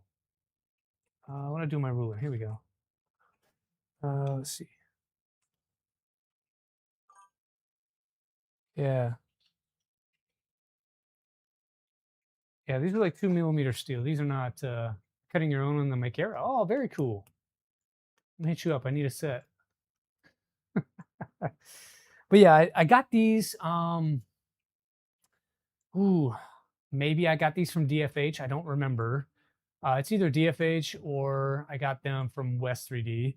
No drop nuts, injection molded, were from DFH, but I believe they're out of stock. I bought these about a year ago, and I bought 300 of them, I think, because this is my second Micron build.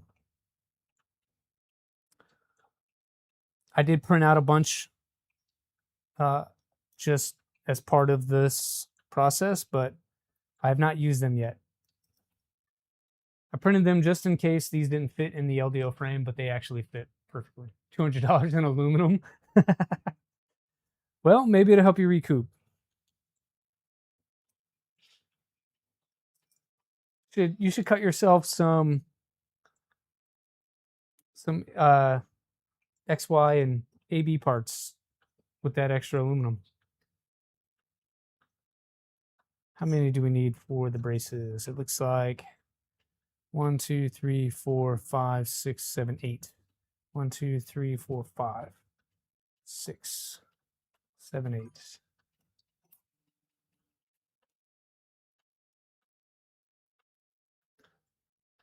You're screwing around with TPU today? Good luck. Going to attempt TPU 95 and PLA on your cell changer. Need some bellows for Milo, so you're going to copy FPF's design. I think Cloud42 had a video about TPU and PLA because he made bellows for his CNC. You might want to check out his video to get some heads up or some tips. I do recall him having some pretty decent tips on how to make that successful. He had a design out there as well.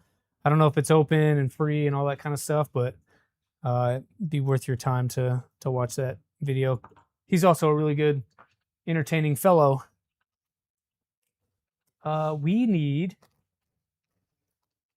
flathead cap screws in the M3 flavor, and that means I'm gonna have to go into my own stash probably. You could use cap head, you could use button head, but it is designed with a recess for flathead. So I'm going to try and find that because I know I have them.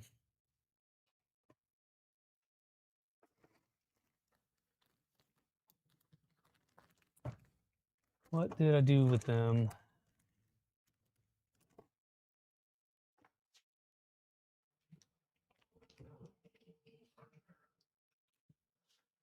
Let's see if they're down here. These are all button heads. What else do we have in here? Bunch of standoffs. Here we go. Got some, ooh, those are way too long though. Those are like 14s.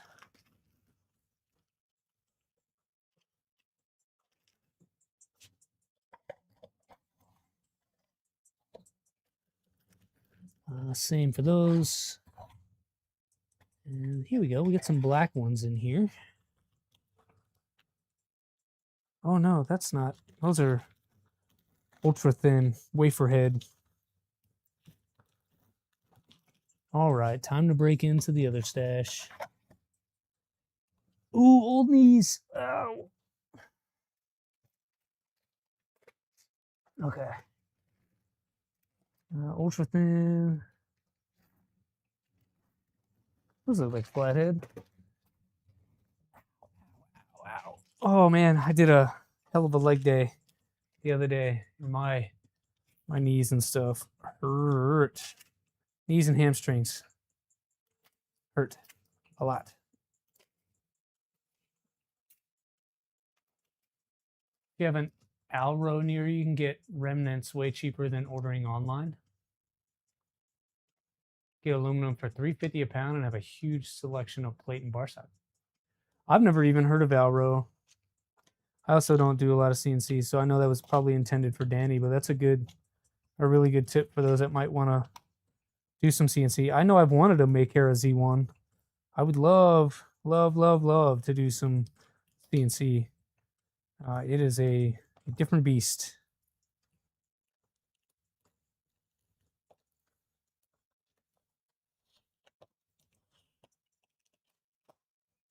Sorry, these are still taped up from the move. Have to reopen them. All right. There is black hardware in here that matches the black hardware that we have from LDO, so I'm going to use as much of that as possible. I need to make sure I have enough. Where are my tweezers? It's very different. Yeah, CNC is which got you into 3DP. Okay, so you're going the opposite way. So I need to find 16 of these. Hopefully I have 16. Black ones in here. Yeah, what Damascus Everglades, what would you just say the biggest challenge is for CNC for people that are 3D printing now and just starting CNC? What advice would you have for Danny and I?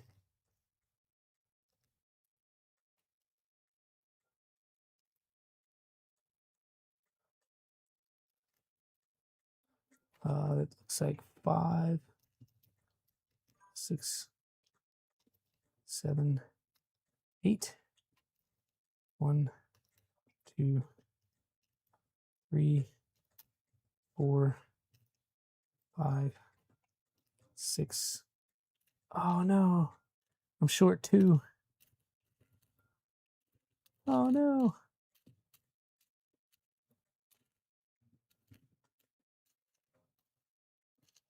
7,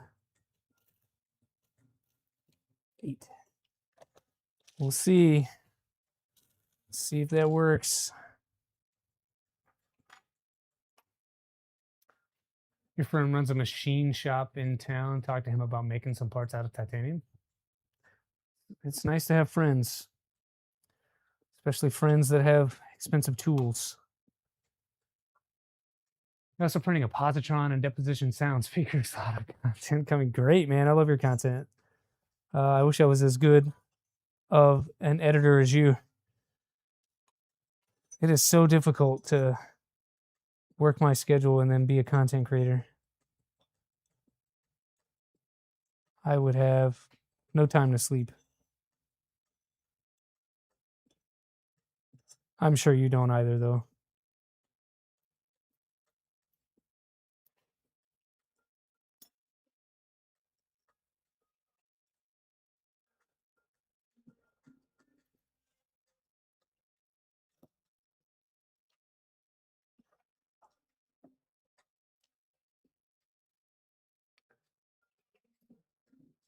You saw Mandic live streaming a Milo build and you figured you needed a 3D printer to build a Milo. That's awesome.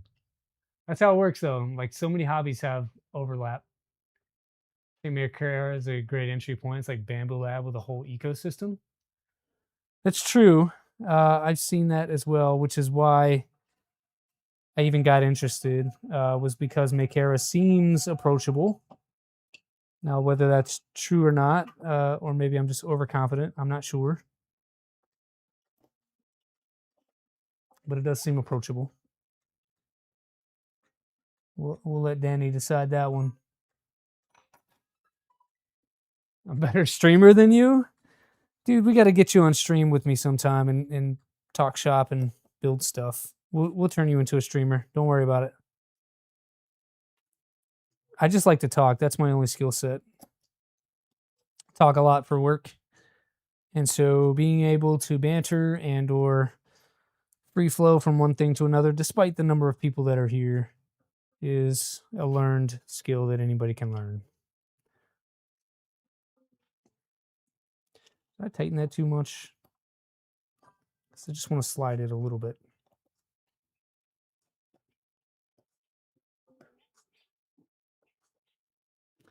Needs to be centered.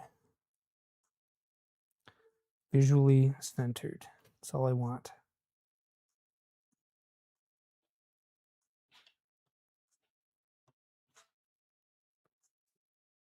Waiting for Bamboo to jump into desktop CNC. They may. I saw something about a laser. What is tomato? Tomato, tomato. Vaughn versus Bamboo, you're going to understand a lot more about the machine and be able to fix it if you build your own, like Milo or Cascade. True. The software's a pain, but that's because they have so many tool options. Yeah, that's the challenge is all the different tools, right? So with 3D printing, you just have this single nozzle. Maybe you swap nozzles to larger sometimes, but really 4 to 5 standard nozzle sizes, not a big deal. Hundreds of tools for CNC. Then you have how fast you go, how fast it's turning, how deep you cut. Like there's so many additional variables on top of 3D printing, slicing. So I get it. It's challenging. V0 on a style changer just now building your Milo. Yeah, so somebody had said bamboo versus boron. When you build a 3D printer, period, you start to learn the process of assembly. You start to learn about order of operations, how much torque to put on something that's made out of plastic versus something that's made out of metal. There's a lot of carryover in knowledge and a lot of crossover between hobbies. And so I think we tend to pick up additional side hobbies that are roughly related to the things that we do. CNC is one of those, in my opinion. The Jinmitsu or other cheap desktop is good for learning. Yeah, and I just saw that Fabrico recently started carrying a Jinmitsu. You're the second person to have that as a recommendation. But again, I think it's the software side of things. The G code generation is the hard part.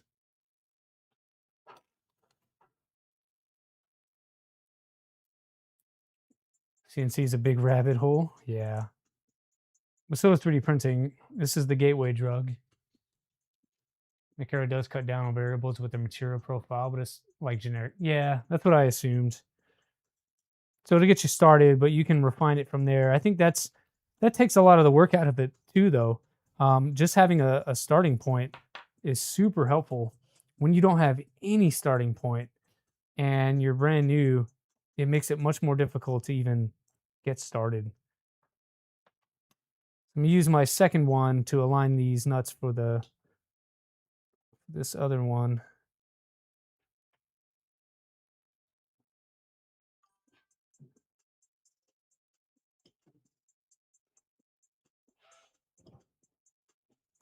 And my rail is this guy here.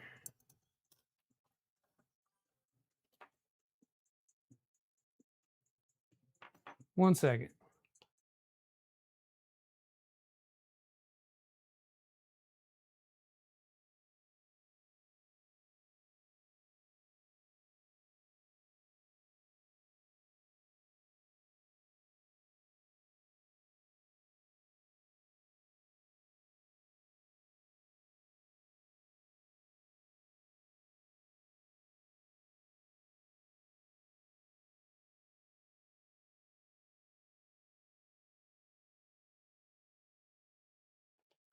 All right, I'm back. We had to say our goodbyes.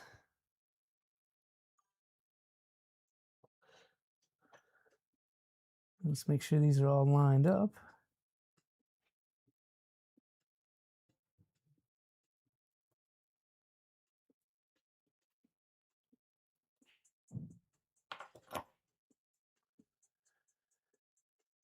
Hey, Luke, what's happening? Mikura Studio is way better than Cam. Hey, Alex, welcome in. Fusion Cam's not that bad. Okay. I like Fusion.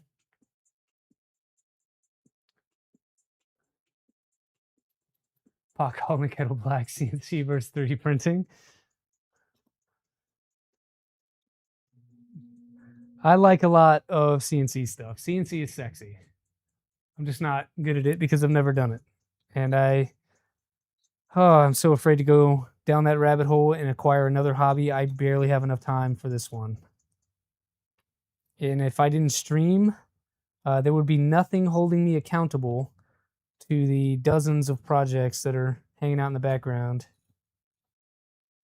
So like this, I'll show you guys. Like this one back here, right? This is a steam machine I'm building. So this is the all-in-one water cooling. This is the board.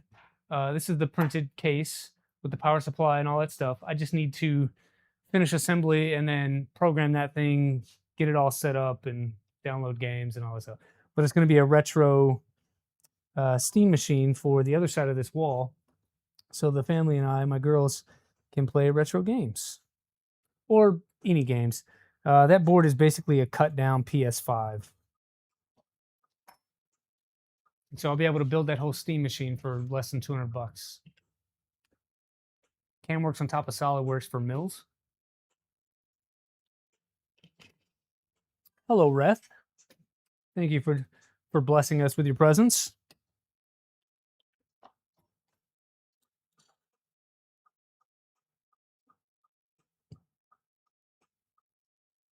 Oh, come on. I think I probably got those a little bit too tight. Let's loosen that up so I can adjust this and make these match.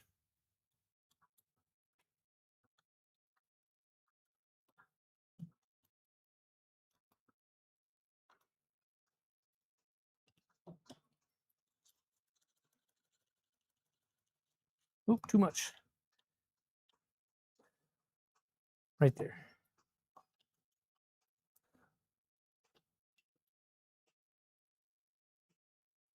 This isn't actually a micron, it's a 352.4. Thanks for the sub.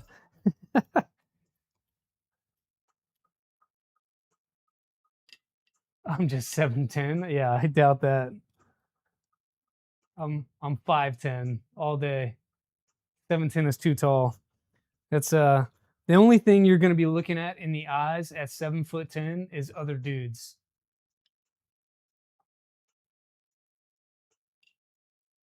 Powered by Powerade. Yeah, dude, that would be awesome if Powerade sponsored. I just like Powerade. It's my thing. Powerade and Death Water. If you haven't had Death Water, highly recommend. Highly recommend. Okay. Backers are on. Things appear tight. I had just enough flathead screws to be able to do this. One of them is a shade darker because it's not like an LDO one, but nobody will ever know. Just us. I got coffee out to the garage, set it down, and a fly flew in it and died. Hey, that's extra protein. Taking a long break since Nozzlegate building your printers. Need to get back at it. Same. I'm taking a couple of weeks in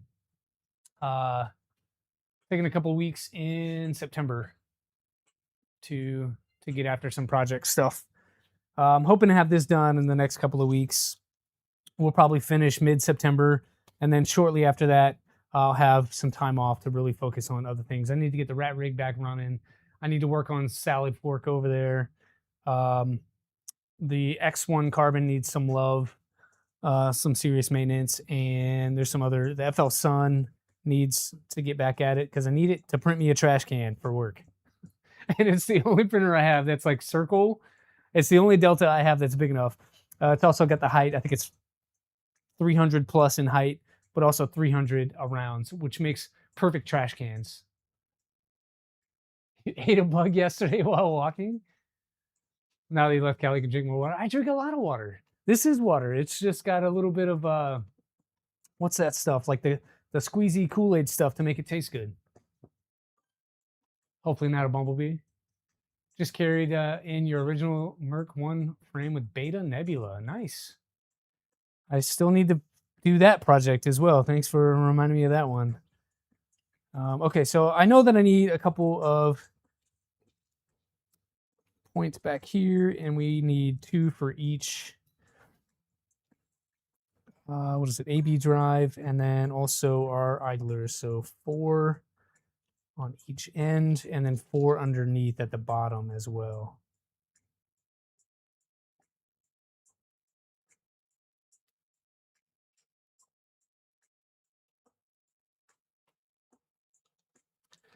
Liz, you're doing Sunday stream, right? In printing color today?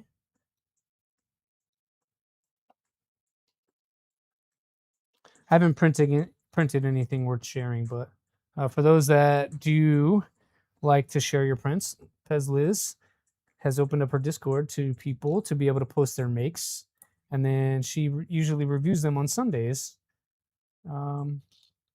to just promote the community. Usually streaming after me, a couple of hours, I think. I'm usually over there. I double team. I'll have Liz on the phone, and then I'll have Steve on the PC. There's just so many good streams that happen on Sundays, and I try to catch all of them. Well, I hope these nuts work in here.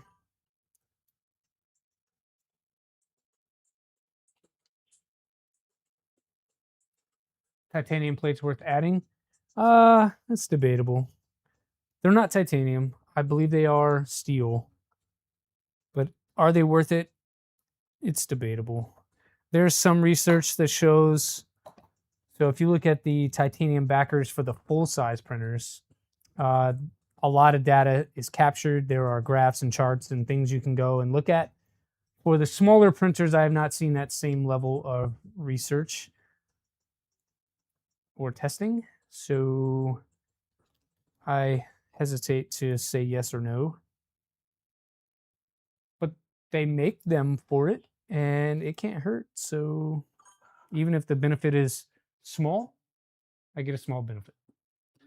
But realistically, is any of this worth doing? Fuse parts that you want to part with, let me know. Made her choice last night. What did she choose? 3:30 Eastern. 3:30 Eastern for Liz. Great. New panel is going to rebuild it with turtle crawlers, all metal gantry. Yes, that's exactly what I'm doing, Luke. So I'm glad you get to go first, and I'm going to follow follow your lead.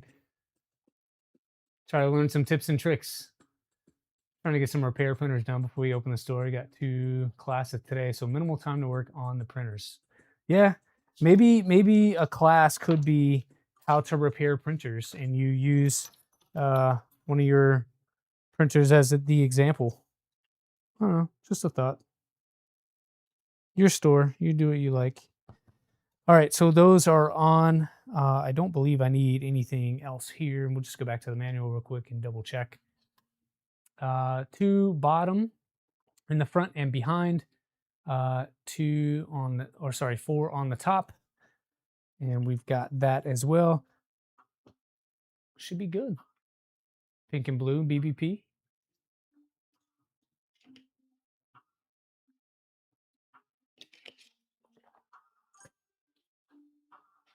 You rebuilt the larger one already with turtle crawlers, smaller one.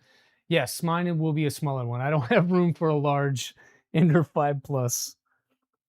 Not with all the rest of this stuff around here. And I don't have a store. So I actually have to live in this house at some point. Dodging printers as I'm walking around is not ideal. Adding a second rail to Z. Oh, sorry, second rail to X, extra MGM9 under the 12 probably won't add much, but could improve stiffness and worse acceleration.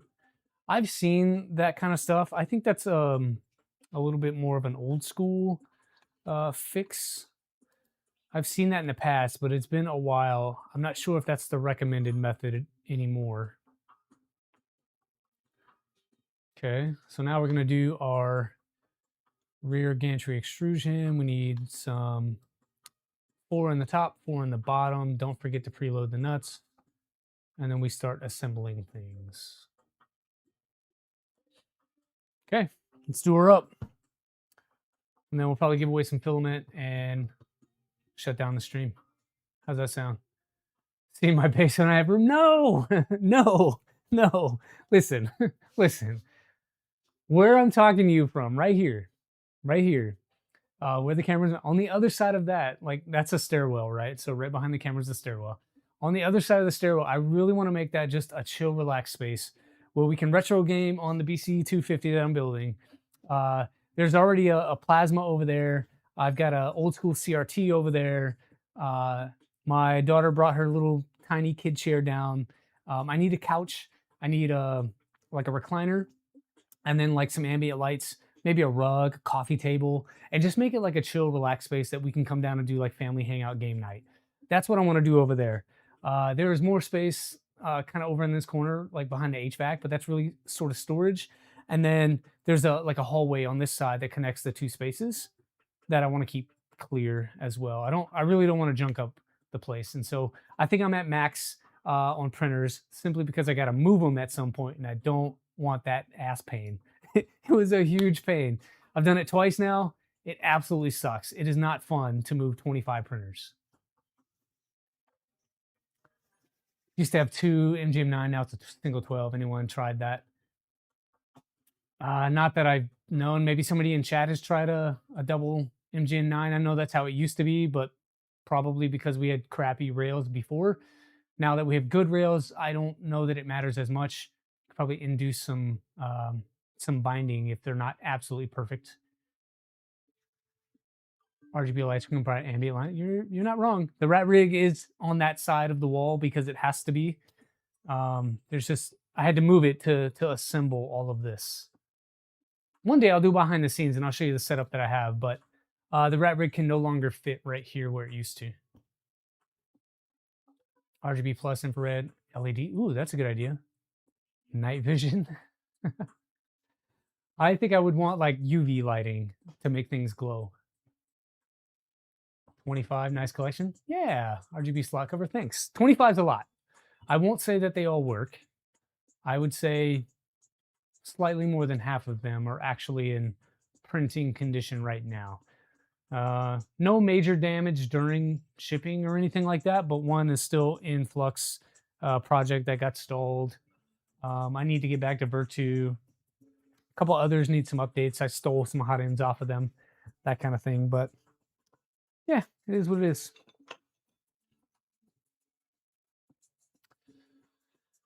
Okay, which we're using the E Gantry. This is our E Gantry here. So I can remove this tape. Printers isn't too bad to move. The filament, on the other hand, takes way more space in box. Yeah, LTX. I posted that on the channel and on social medias. I think I had something like, man, it had to be something like 30 cartons. They call them cartons. Each carton had 10 spools of filament. So well over 300 spools of filament to move around. That sucked. Way heavier 4mm glass. Yeah, don't do that. Printer sucks. Still dreading VCore. Yeah, so the 300 was a pain. Mine was a huge pain. There's also a 350 Trident over there. That sucked. 0G is going to hurt. And black box. So yeah, mine are 3030 V2, 3030 Trident, a 350 Trident, VCore 4 300, FL Sun, S1, H2D. There's a Doom Cube. All of those were huge pains to move around. Oh, and another 3030 V2 type. All of those were painful, but it looks so cool. It does look cool. It does look cool. If there was a way to have glass not weigh so much, I'd be on board with it. It's probably easier to clean because you can just use like Windex or something to clean it. You have to be careful cleaning panels when they're acrylic or PC because you can cloud the panel. Fiddling around with them is so much fun. Yeah, I wish I could just build them and like offload them, right? So if I could just start a service where people are like, hey, I don't have time to build a Voron. Can you just build it for me?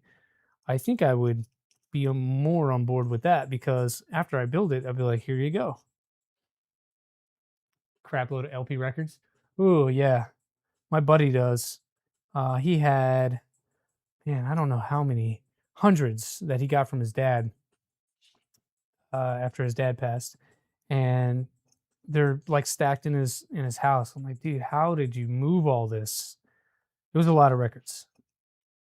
A lot of records.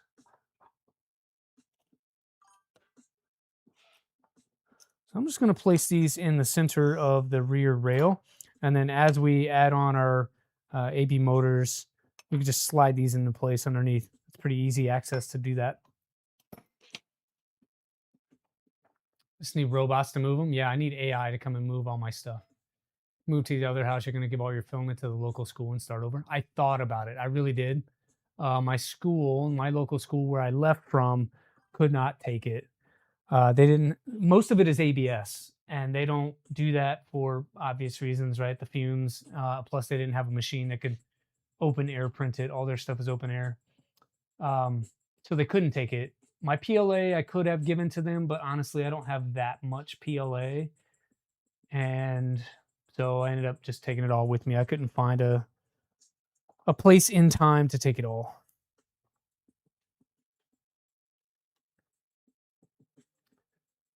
All right, let's see if this thing works. Do our A and B motors, move these out of the way. All right, I'll put you over here.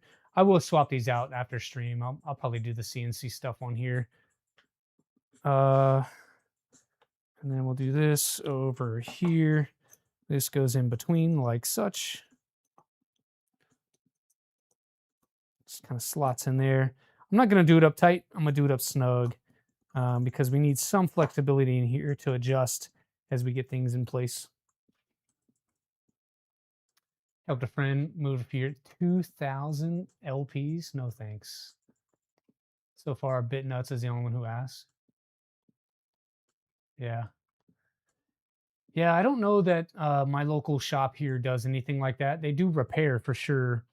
I don't know that they do full builds like that.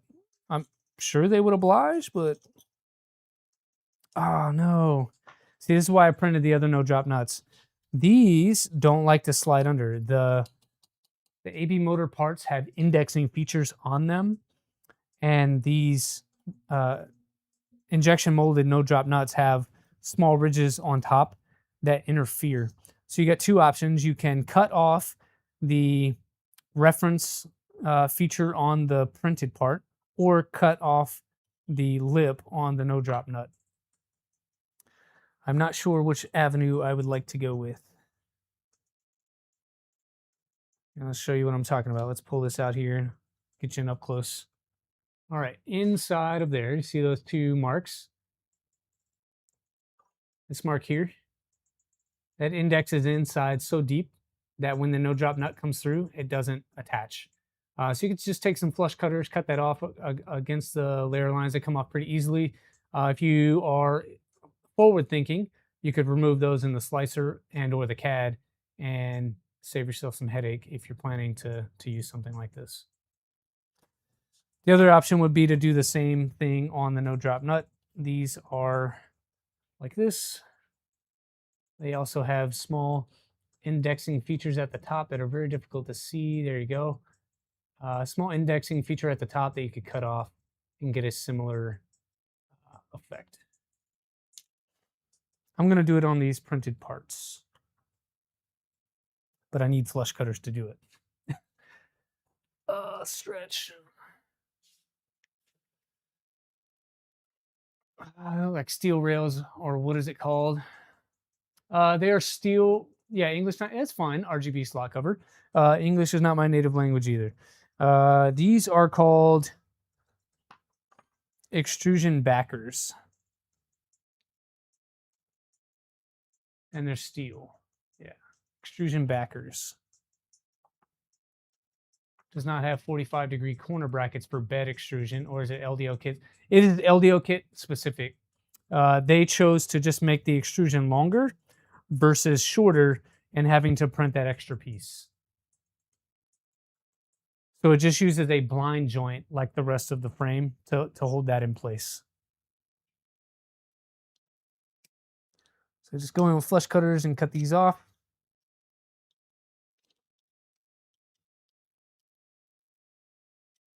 Not too bad to just snip, snip, and snip.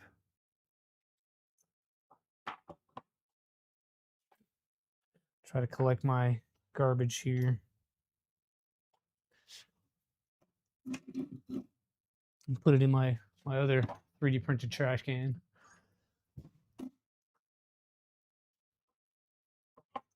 Now that should go on there with little bus. Yep, slides right under. And then we're using what, M3x8s? Is that right? Yes. Hey, Vita Printer. I'm sorry, Wobbly Man. Like the school here has a full 3D lab for their tech center, and they can take ABS and ASA, no problem. Yeah, I mean, a lot of places will do that. Mine just did not. I only had one local school. I would need to drive roughly an hour to the next nearest school or place that could take that kind of stuff. And I just got really busy and didn't have the bandwidth to get out there and do it. What is happening? Why are these not? Okay, I think overall the no drop nut might be too long.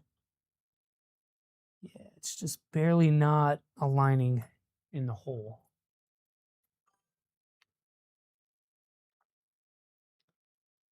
Look at the new Core 1. Man, that's what I wish I had. I would really like a Core 1L. I know I just went on a rant about big printers, but Core 1L is nice. I would accept a Core 1. I like the L because it has a better bed. It's got that aluminum plated bed that will heat evenly and things like that. Not saying that the normal Core 1 can't do well with the bed that it has, but I just like the thick aluminum bed. All right, we're going to swap to the more normal no drop nuts. These are much shorter this way, and then also don't have that reference feature on there. So I'm going to remove this, swap to these other no drop nuts. Come out.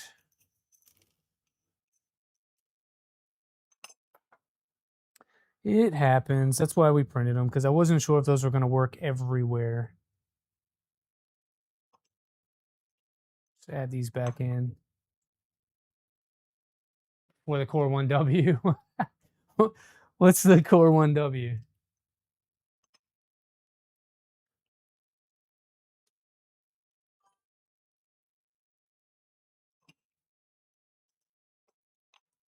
I think the Core 1's cool. I like that now recently. I think earlier this week, Prusa announced that you can buy the Core 1 with the index as part of the kit. Personally, it's expensive. 2 G's.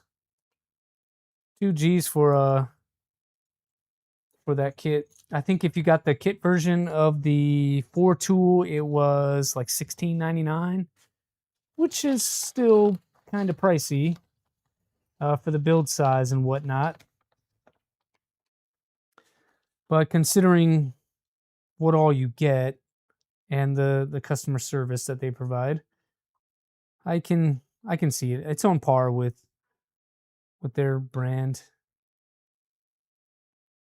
Core on Plus, just another printer. It's all mains power. Yeah, also that. It's all mains power, so you get a lot quicker heat up. Doesn't the L stand for loser? You'd rather have a winner? Yeah, I guess it does. I guess it does.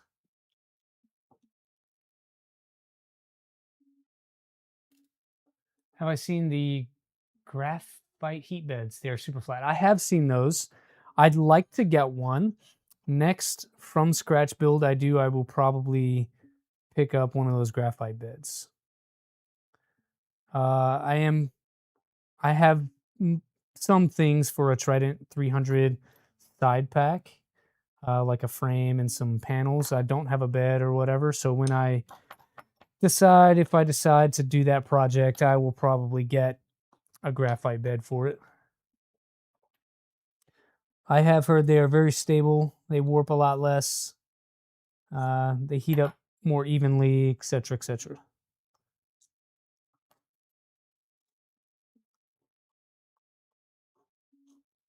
All right, so just doing that up enough so they don't move. We're not really tightening them down. Oh, BD pressure? I have. I've got one over there. Thinking of giving it a try. Automatic PA could be nice. Just hope it works at least as well as manual does. Yeah, I've got a BD pressure. There's one. I thought about putting it on this project, so I actually know where that bit of kit is. It's over here on this thing. Here we go. Yeah, this is a BD pressure kit. Uh, it's just like a small box that you can mount on things, and I don't exactly know how it works or how. Oh, there we go. I don't exactly know how it works or how to set it up because I haven't played with it yet, but I do have one. There's a couple cables in here and some mounting hardware, but it is supposed to measure the width of the filament. I think the one you're talking about goes on the nozzle or the hot end. Use a formula after building your 2.4 1700. You don't do any upgrade or mod, but once it exceeds the cost of your kit, look at another printer rather than a mod. That's not a bad way to do it, Stephen. I think where it makes more sense is folks that want to only have one printer and want to continually upgrade it to have more capability, right? So if I think about I have one printer and I want to get into high temp stuff, I probably want to convert that to a Doom Cube. Now, you need additional extrusions, you probably need additional panels, you got to reprint all your parts. Yes, it's going to be less than $1,700. So by your calculation, it would fit the bill, but it's not cheap, it's not free. And depending on what you're trying to print, you can get printers pretty cheap these days. Like what's a Centauri carbon these days? $300.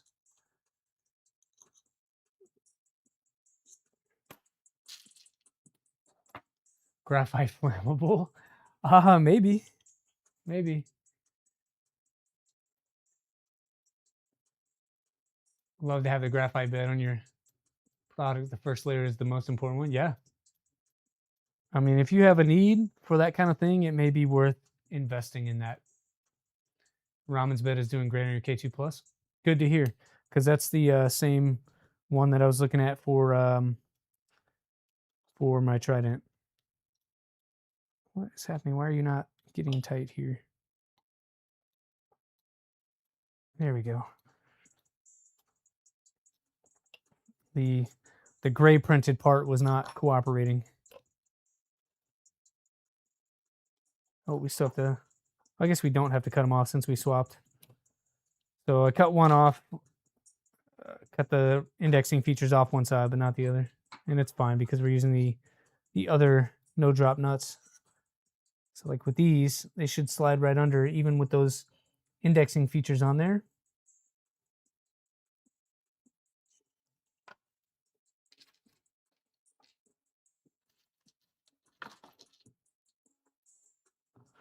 So once we get this tightened up, we're going to give away some filament. So make sure you guys are entered.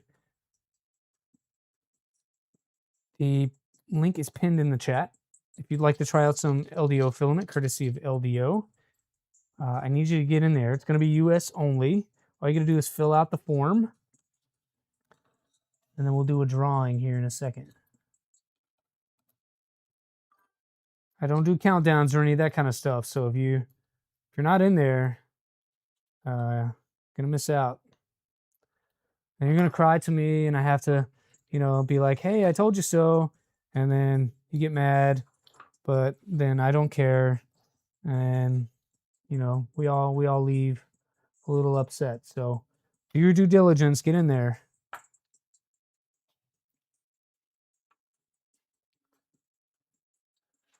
You have the R3 for your current build. So I've tried out their 1.5 GT pulleys. We did that on the Skelefork. I was not able to get that thing over the line and moving though.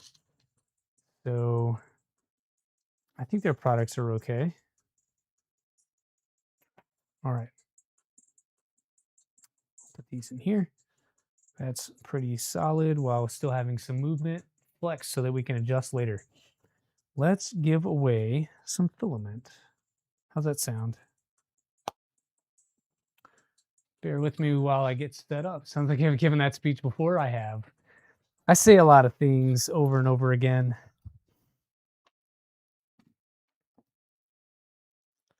Let me put these away. All right, filament. All right, how many people do we have in here? 45 responses. I love it. I love it. I'm gonna do a refresh, which means you have about 4 seconds.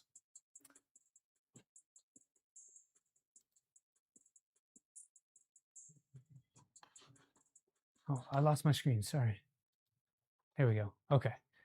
4 seconds to get your responses in. I'm seeing 47 people now. It's all good stuff. You could use another spool of LDO. Same. I have not tried their CF ASA, but I'd like to. And I do know that Fabrico has a sale on it right now. So if you go to Fabrico.com and get some LDO filament, they will give you automatically in the cart 15% off. So it'll take it from, I think, $29 down to $25, I think. So pretty good deal. You have a ton, just love my streams. Aw, thanks. Not for you? Okay, please don't enter. Slap the like button. That helps me out more than anything. So if I can give you guys filament, you give me some likes and some stream time, I think we call it even.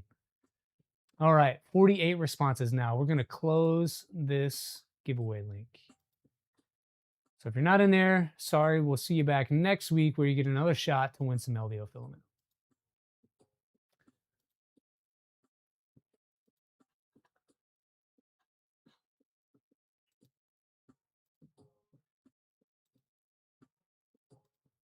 And we'll move you over to wheel of names. Sorry, not wheel of names, hype wheel, because we're real streamers. Use hype wheel. Shout out to Tech Jeeper for making it. All right, let me get your names over. Spectro, last one in, playing with fire.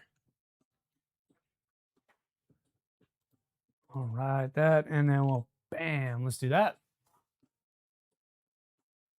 Haven't tried LDO filament, asking for a friend. How much tuning is needed, or can you run it on a general? Steven, you can run it on a general profile. However, any filament, LDO included, will give you better results if you tune it in. I will tell you right now. Let's see. This is LDO Teal. I did not tune it in. I ran it on a Polymaker profile on the H2D. I'm not mad. Not mad at all with the quality on these parts. Could it be better? In my opinion, yes, it could be. But it came out really nice for no tuning at all. So real world experience, my experience is good. And that's the LDO Teal. All right, any numbers though. Every printer is different, so you need tuning. Yes. How many times am I going to spin this thing? Or sorry, shuffle this thing.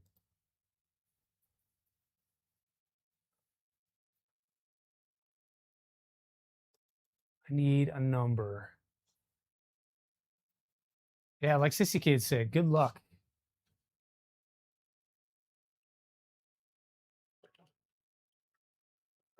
27. 6 from Palm. 5. I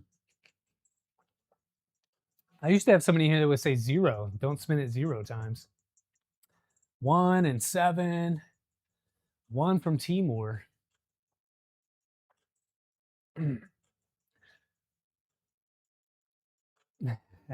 Captain 3D says 4. I think 4. I don't know why. 4 is like really resonating with me. True LDO Dark Teal is beautiful. It looks very, very close to Makita Blue. Very, very close. Yeah, I have the power again. 8. Kenny says 8. That's 2 times 4. I'm not opposed to it. Slot cover says 4. I think 4 makes sense. It's enough, but not crazy. So the cool thing with Hype Wheel is you can just type it in there, how many times you want to shuffle, and then you click the auto button, and it'll do it just that fast. So if we wanted to do 400, you could type in 400, hit auto, it's going to shuffle it, and I don't have to sit there and click for 2 minutes. And spin it. Let's see what we got. Should I make it bigger? Here we go. Who's it going to be? Which one is closest to the LDO blue boron frames? I'm not exactly sure.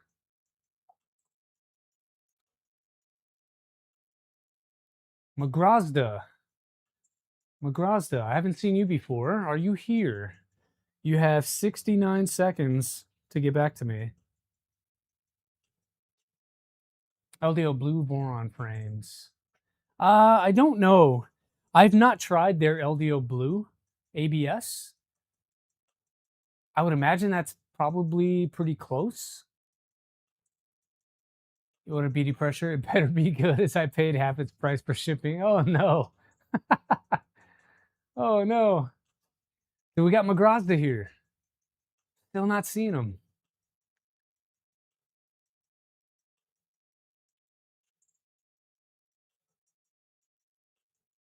And Damien is BD pressure. That's the one for the hot end, right? There you are. Magrazda, great. I see you. What's going to happen is I'm going to pass off your information to Jason and the team at LDO via email. They're going to email you back directly with some information. They're going to ask for your address, that kind of thing. Please provide that in a timely manner. That way they can get your filament out to you. If you do not hear from them in a couple of days, it means that I forgot to send the email, and I will correct myself and or choke myself. So please reach out to me on any of the social medias or my Discord or here on YouTube to say, hey, dummy, you forgot to send my info over, and I'll fix myself, okay? Congrats to you. Thanks to Jason and the LDO team for always providing a free spool of filament for every stream that we do. They're an awesome partner to work with. And thanks for the Micron kit as well. Congratulations. I hope I'm saying that right. Magrazda. I think I'm saying that right. Mike. So we will do that.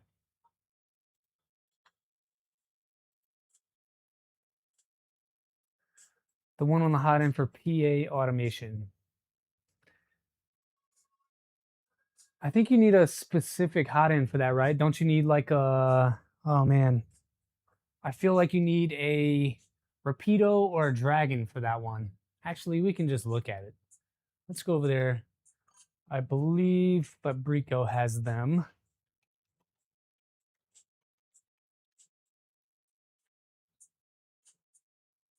Hey, you can get yourself a Unimog. What's what you called it, a BD pressure? Yeah, $30. Oh, for the TZ V6. Okay. No choking oneself. Choke yourself. Yeah. Works with a few, including Dragon. Okay. Designed to be used in V6, Dragon, and other hot ends with similar mounting systems. Very cool. So it looks like you have to get the one with the TZ V6 style. You can't just get the pressure sensor at a discounted price. But yeah, this is what we're talking about. It almost reminds me of the E3D PZ probe. It's like a similar thing. It uses a ribbon cable with a daughter board. Yeah, you'll have to let me know, man, how this works out for you. I've been interested in this for a while. It's just been at the middle of the list. It's not at the top of the list.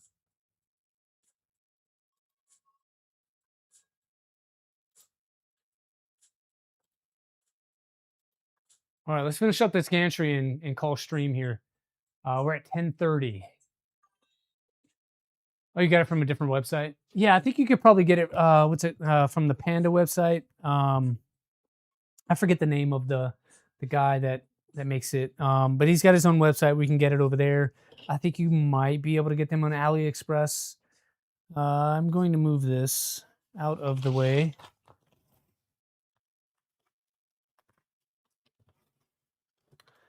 But yeah, there's a few places that you're able to get them. Fabrico is the one that I know of here in the US.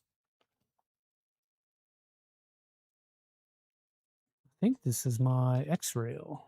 Put that over there. Frame, move. Okay. Can we see? Are we good? Let's move that guy. There we go. All right, I'm gonna put this back here because these are gonna come out this way. I am pretty confident these no drop nuts are not gonna work here either, just from recent experience. So I'm gonna remove those out of there and we'll use the red ones that we printed instead.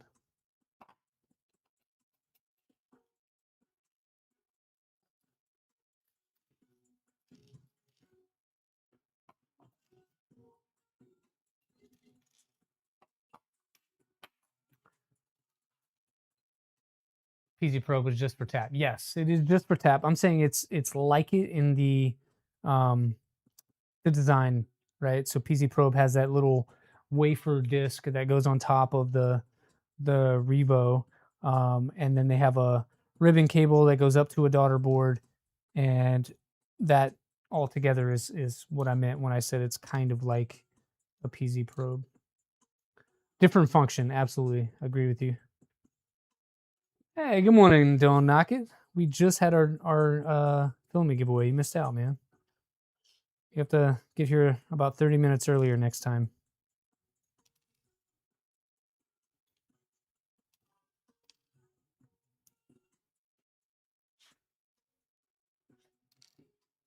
You honestly fancy the LDO bars for this sort of thing versus the prints for the nuts. I agree, Stephen. I think this is the one for the X. I just found it sitting on the table over there, and I was looking for it a minute ago. And if it is an M3 size, I'm going to use it for the X rail. Pretty sure it is. Yeah. So, yeah, I think this should be the way. So if you're going to build this, and build it stock, and you plan to print these rails, I would strongly urge you to consider instead getting the nut bars from a lot of the different resellers have them. You can also get them on AliExpress and things like that. So highly recommend you do those. You're going to have a much better time, I believe. What am I looking for?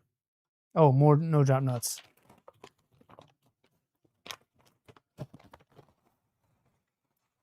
Printed, I think, 150 of these things.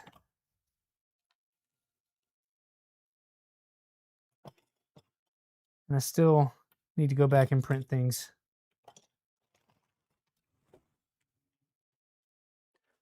I've been trying to stay ahead of it and print as needed versus just printing a whole bunch of stuff that maybe is the wrong stuff, or I get that one little tiny piece you need, but you throw it in the bag and then it gets lost in the jumble of other parts.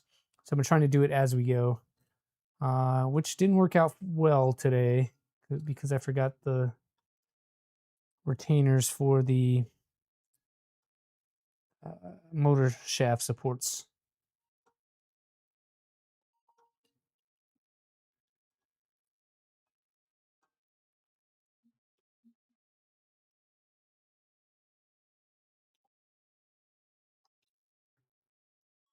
What up, Jeremy? Good morning. Thanks for coming in, man. You just missed out on the giveaway as well. Late birds. How dare you sleep in on the weekend?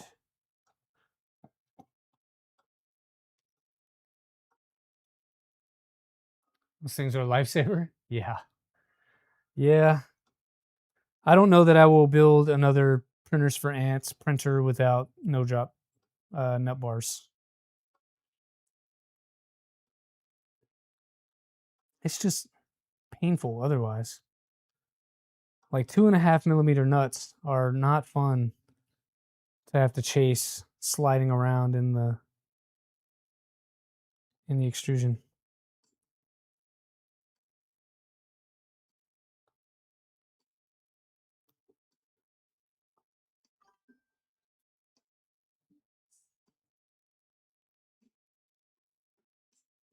printed full plates of the nut holder and only have a few fail doing full plates, but lose a few. They work well for the most part. They do. If you can't get nut bars for whatever reason, you can be successful with the printable version. They are not as nice. You got to be a little more careful with not letting them fall out. And all of that is true, but they will work. They will absolutely work.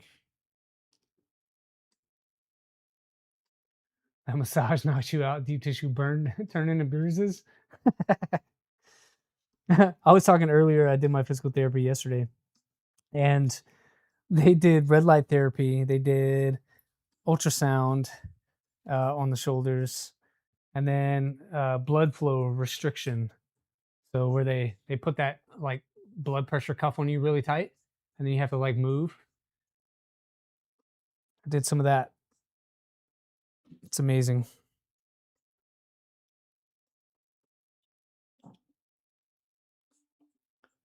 I'm gonna tip that forward just a touch.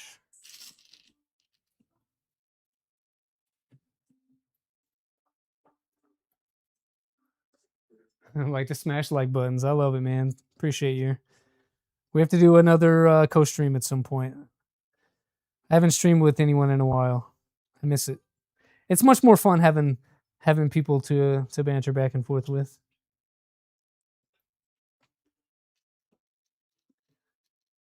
Happy Sunday, Mad Al. You're awake. Can we redo the giveaway? Yeah, we can redo it. We'll do it, how about in 7 days from now?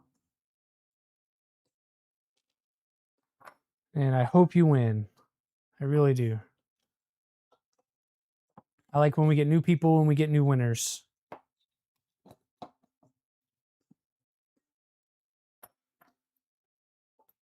Get down in there and move that one.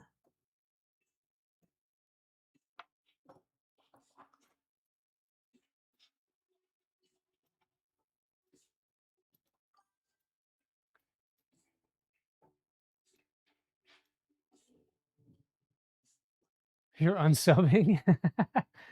Sounds painful. Red light is good though. It's not as painful as you would imagine. So the ultrasound stuff, it's kind of like if you've ever had the e-stim where they put those pads on your skin and then like charge it, and so it like makes your muscles jump. It's kind of like that, except they use only one pad. It's on the opposite shoulder, so they had that on the left side. On the right side, they have this like ultrasound thing, so they put the gel on there and they just kind of move it around on the spot that hurts the most. So for me, it's my rotator cuff. And so they're just kind of doing that. And at first, yes, it's very painful, but as that muscle starts to relax, it's kind of like massage from the inside. So if you can get it, you should get it. It's good stuff. All right, I want to double check this. Let's see, ends of the extrusion sit flush with the plastic. That's what I thought. So make sure we're doing that. I'll adjust that here in a second. And then we need belt clamps. I knew I was forgetting something. Belt clamp and then belt clamp mirror. This is for the top. Okay. So we will undo the things that I'm doing here.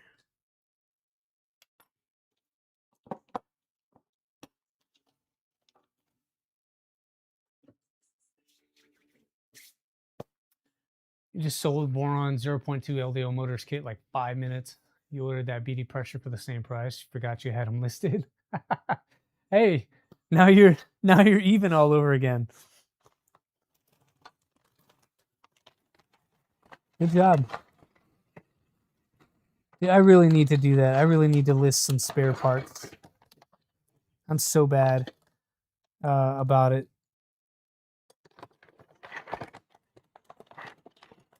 It's not that I need them for anything specific, and it's not that I'm a hoarder per se, but I definitely have spare stuff that I've swapped out or thought I was going to do and just decided against it.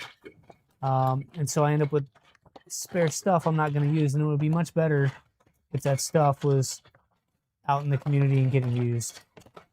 So I just need to I need to get out there and do it. Okay.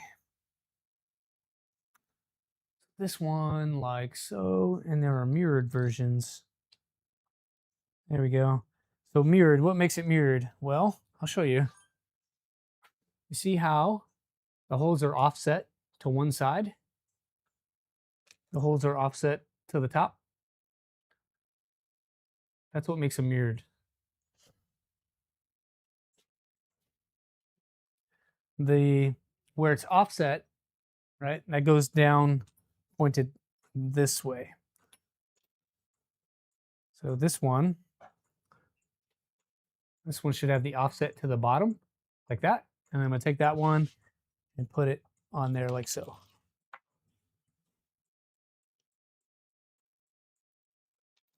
Should match the pattern on your bolt holes here. I'm gonna move this up just a touch. We'll get you in a little bit closer. One of these days, they're gonna make a mount where you can mount your main cam to like an automatic. So I could just cue. I could just do like a circle and be like, "Hey, zoom here," and it just like comes right here.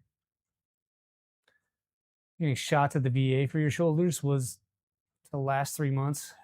Yeah, so I got shots roughly 6 months ago. It's almost time to get some new ones. Almost time to get some new ones.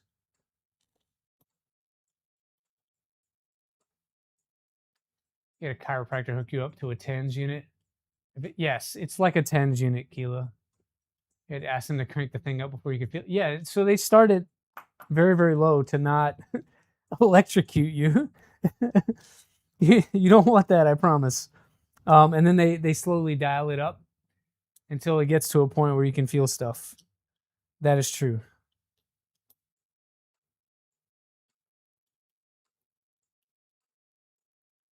So it's kind of like that. But ultrasound, uses sound waves, just like for babies. I feel like these screws are not long enough to use both the belt holder and the bracket. They just feel a little bit too short. I might have to use some 10s here instead of 8s. Oh, well, duh, because it tells me to use 12s anyway. I should read the manual a little better. Ugh. Oh, my knees are so sore.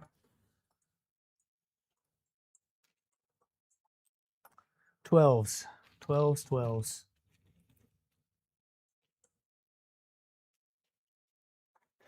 Let's see, 12s.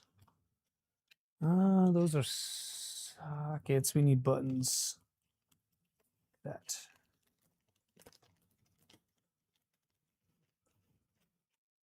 Yeah, it is pretty cool. I'm actually going on another visit to a different doc for this one is called shockwave therapy. Very similar to what I just described, except a little more intense and supposed to go a little more deep from what I understand. So it should actually help me with the healing process. I've heard it's incredibly painful when they begin, but works really well. So whatever time frame they're doing it for, so let's say they're working on you for 5 minutes, it would be very painful for that 5 minutes. Less painful than the pain you're in, but painful for the time you're doing it, and then afterwards, pretty much immediately you feel amazing. So I'm probably gonna get that done. Who needs a man who can learn from trial and error? Yes, exactly. Bring back natural selection. Make natural selection great again. Yeah, you just get into like habit patterns, right? We were using a lot of M3x8s. And then so the pattern just continued. That's what that was. Okay, let's jam this guy in here.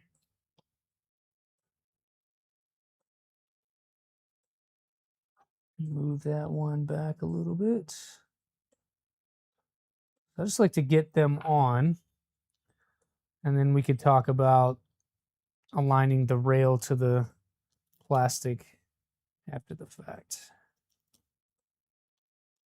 Just get them on there. Get these started.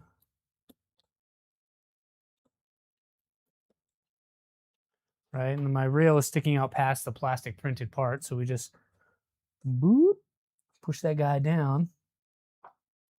And then once it is, we snug this up. You notice my no drop nut is sticking out the back. I think it's going to be fine. We'll find out. If it's not fine, we'll just have to undo that and take those plastic bits off of there. Like that. Sit through for the relief for sure. I told Jeremy it was tapped out yesterday. He goes, me too. So yes. Yes, if you haven't had a massage in a while, it definitely can be painful. My doc, they use like their knuckle, right? They go like this. They use this like kind of this thing, and they'll get in there and find like a knot in one of my scapula muscles and just like push on it and rub on it.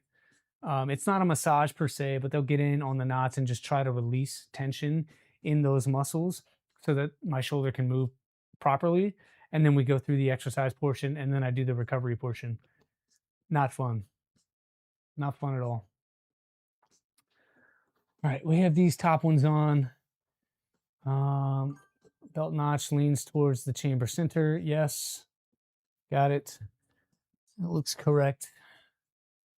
Let's see, Y gantry. Bottom belt clamps are installed when the gantry is mounted to the Z joint. So we'll come back to those. All right, let's do our idlers up front. Looks like we do level with the plastic. Great. And then M3x12s top and bottom. No, we're doing bottom later. Just the top. Okay. So top ones like we did before. We'll add on our, this one goes that side. This one goes this side. So add this guy on here. Come on. She's printed, so it's tight. There we go. Line this up with the extrusion as directed. And then line up the no drop nuts. Hope I get some relief soon. I'm not like that bad off. There are people that have it worse than I do. My pain and aggravation comes from overuse. I don't do that job anymore, so it's a little better. But I still work out and that kind of thing, and that can aggravate it. Moving boxes around when we were moving, that really aggravated it a lot. And just, day-to-day stuff can aggravate it. Like, we're still moving around. Like, I built patio furniture last week. That aggravated it.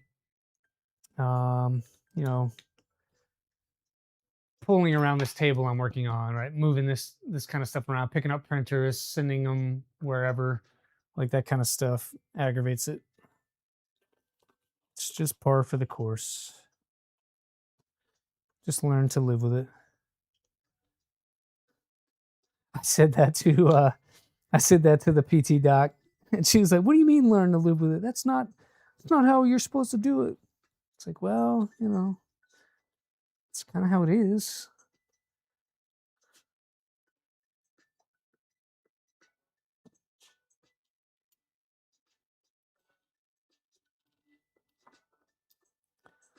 Making sure I grab the right ones for this. I doubt that we will get this installed into the printer today. We are 10 minutes from pretty much wrapping this bad Johnny up. I think that's still an hour before Steve streams, so oops. I don't know when we'll be able to push you over there today, but you should definitely go over there on your own and check Steve out.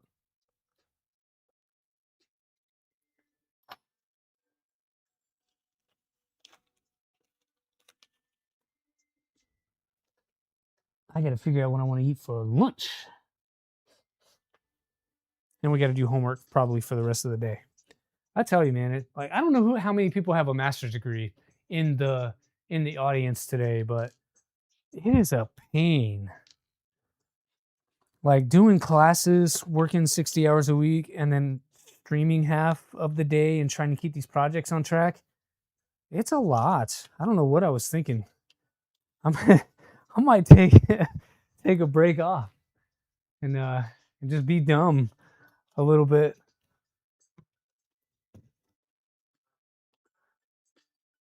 A lot of stuff in medical is painful or scary, like your first stress test that you were like, Connor. You're gonna have to fill me in on what a stress test is. I'm not familiar with that.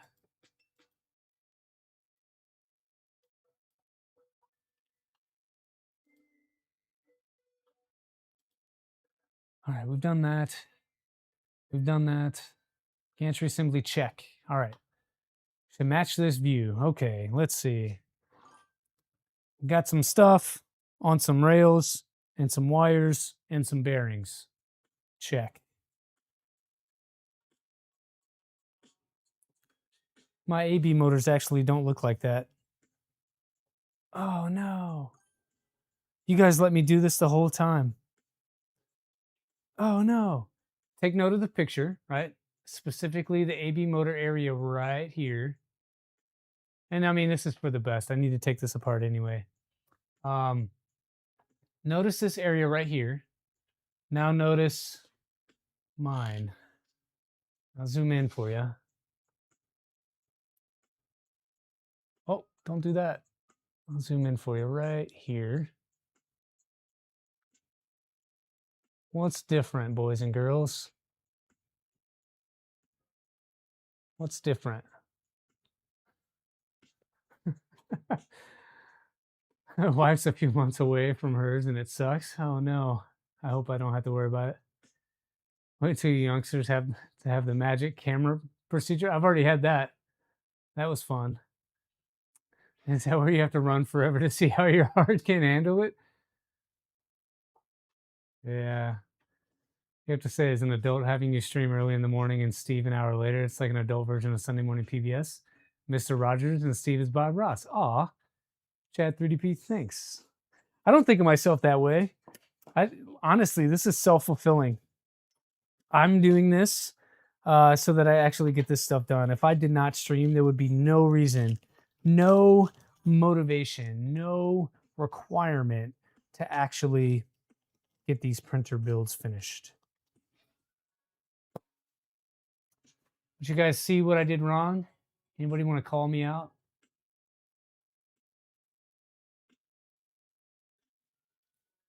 I stress your heart can be a nuke shot or a treadmill. More than likely to be a shot. They also CT scan you at the same time. So cool story.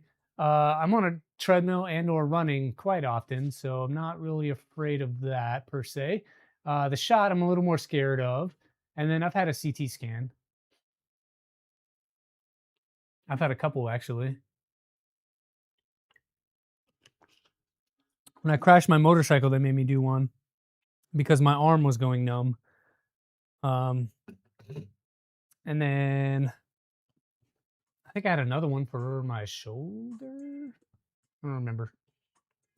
Anyway, I put these on backwards. These bearings should be on the opposite side. I don't know what I was thinking. I don't know how I allowed myself to do that, but I did. Nonetheless, we're gonna have to disassemble anyway to be able to put on the CNC parts. These guys here, and so because of that, it's got to all come apart. So, shot makes your heart race. So it's like cocaine then. They give you a shot of booger sugar and then test you.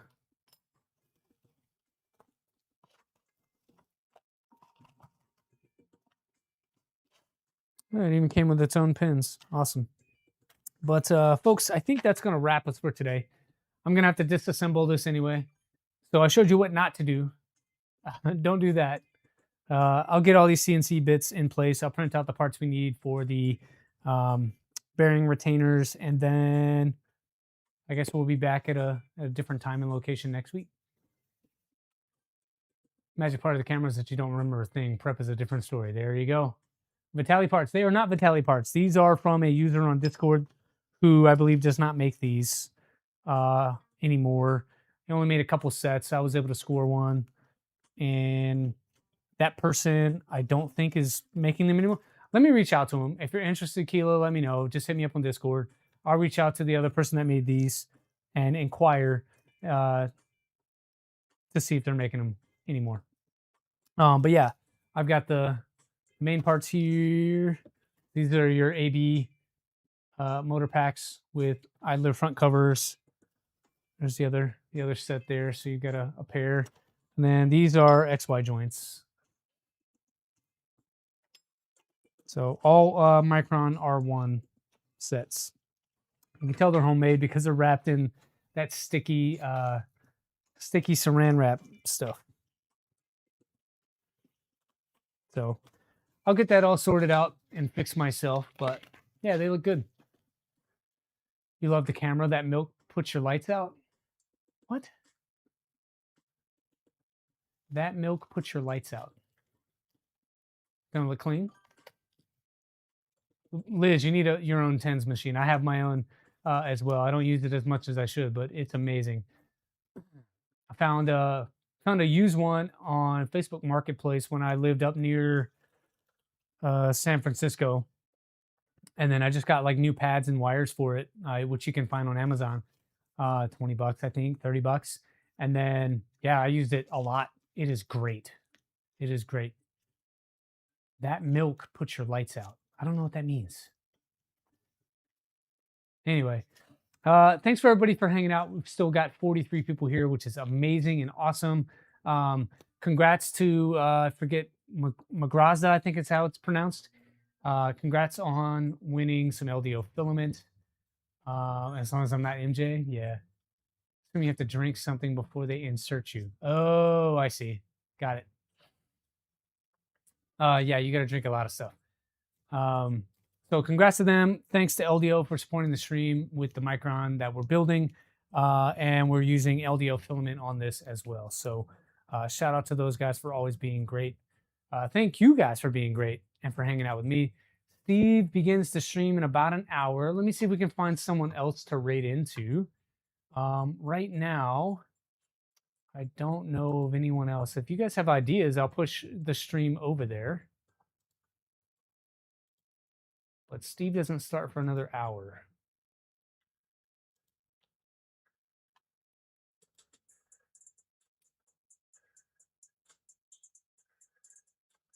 What did this shot look like? Milk?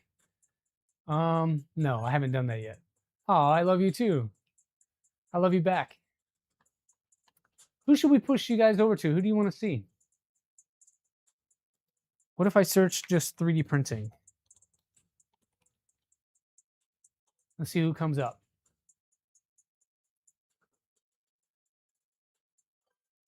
Oh, I come up for myself. I just return you right back to me. I know that Printed Visions is upcoming. Not starting yet, though. Have a good one, Toasted Skin. Propofol is the milk. There you go. There you go. Don't need any of that. Yeah, there's a couple upcoming people, but they're not on right now.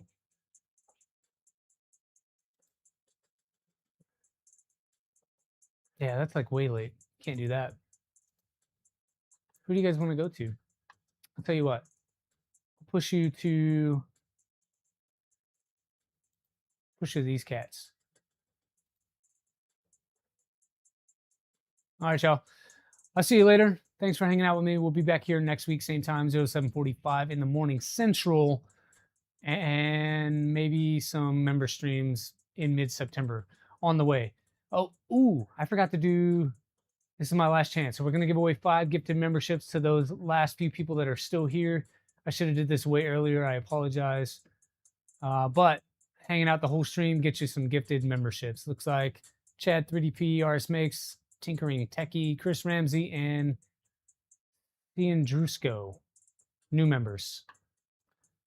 Thanks for the Had sub. to use those before they expire. All right, I'm leaving. Congrats to the new members. We'll see you here next week. Thanks, guys.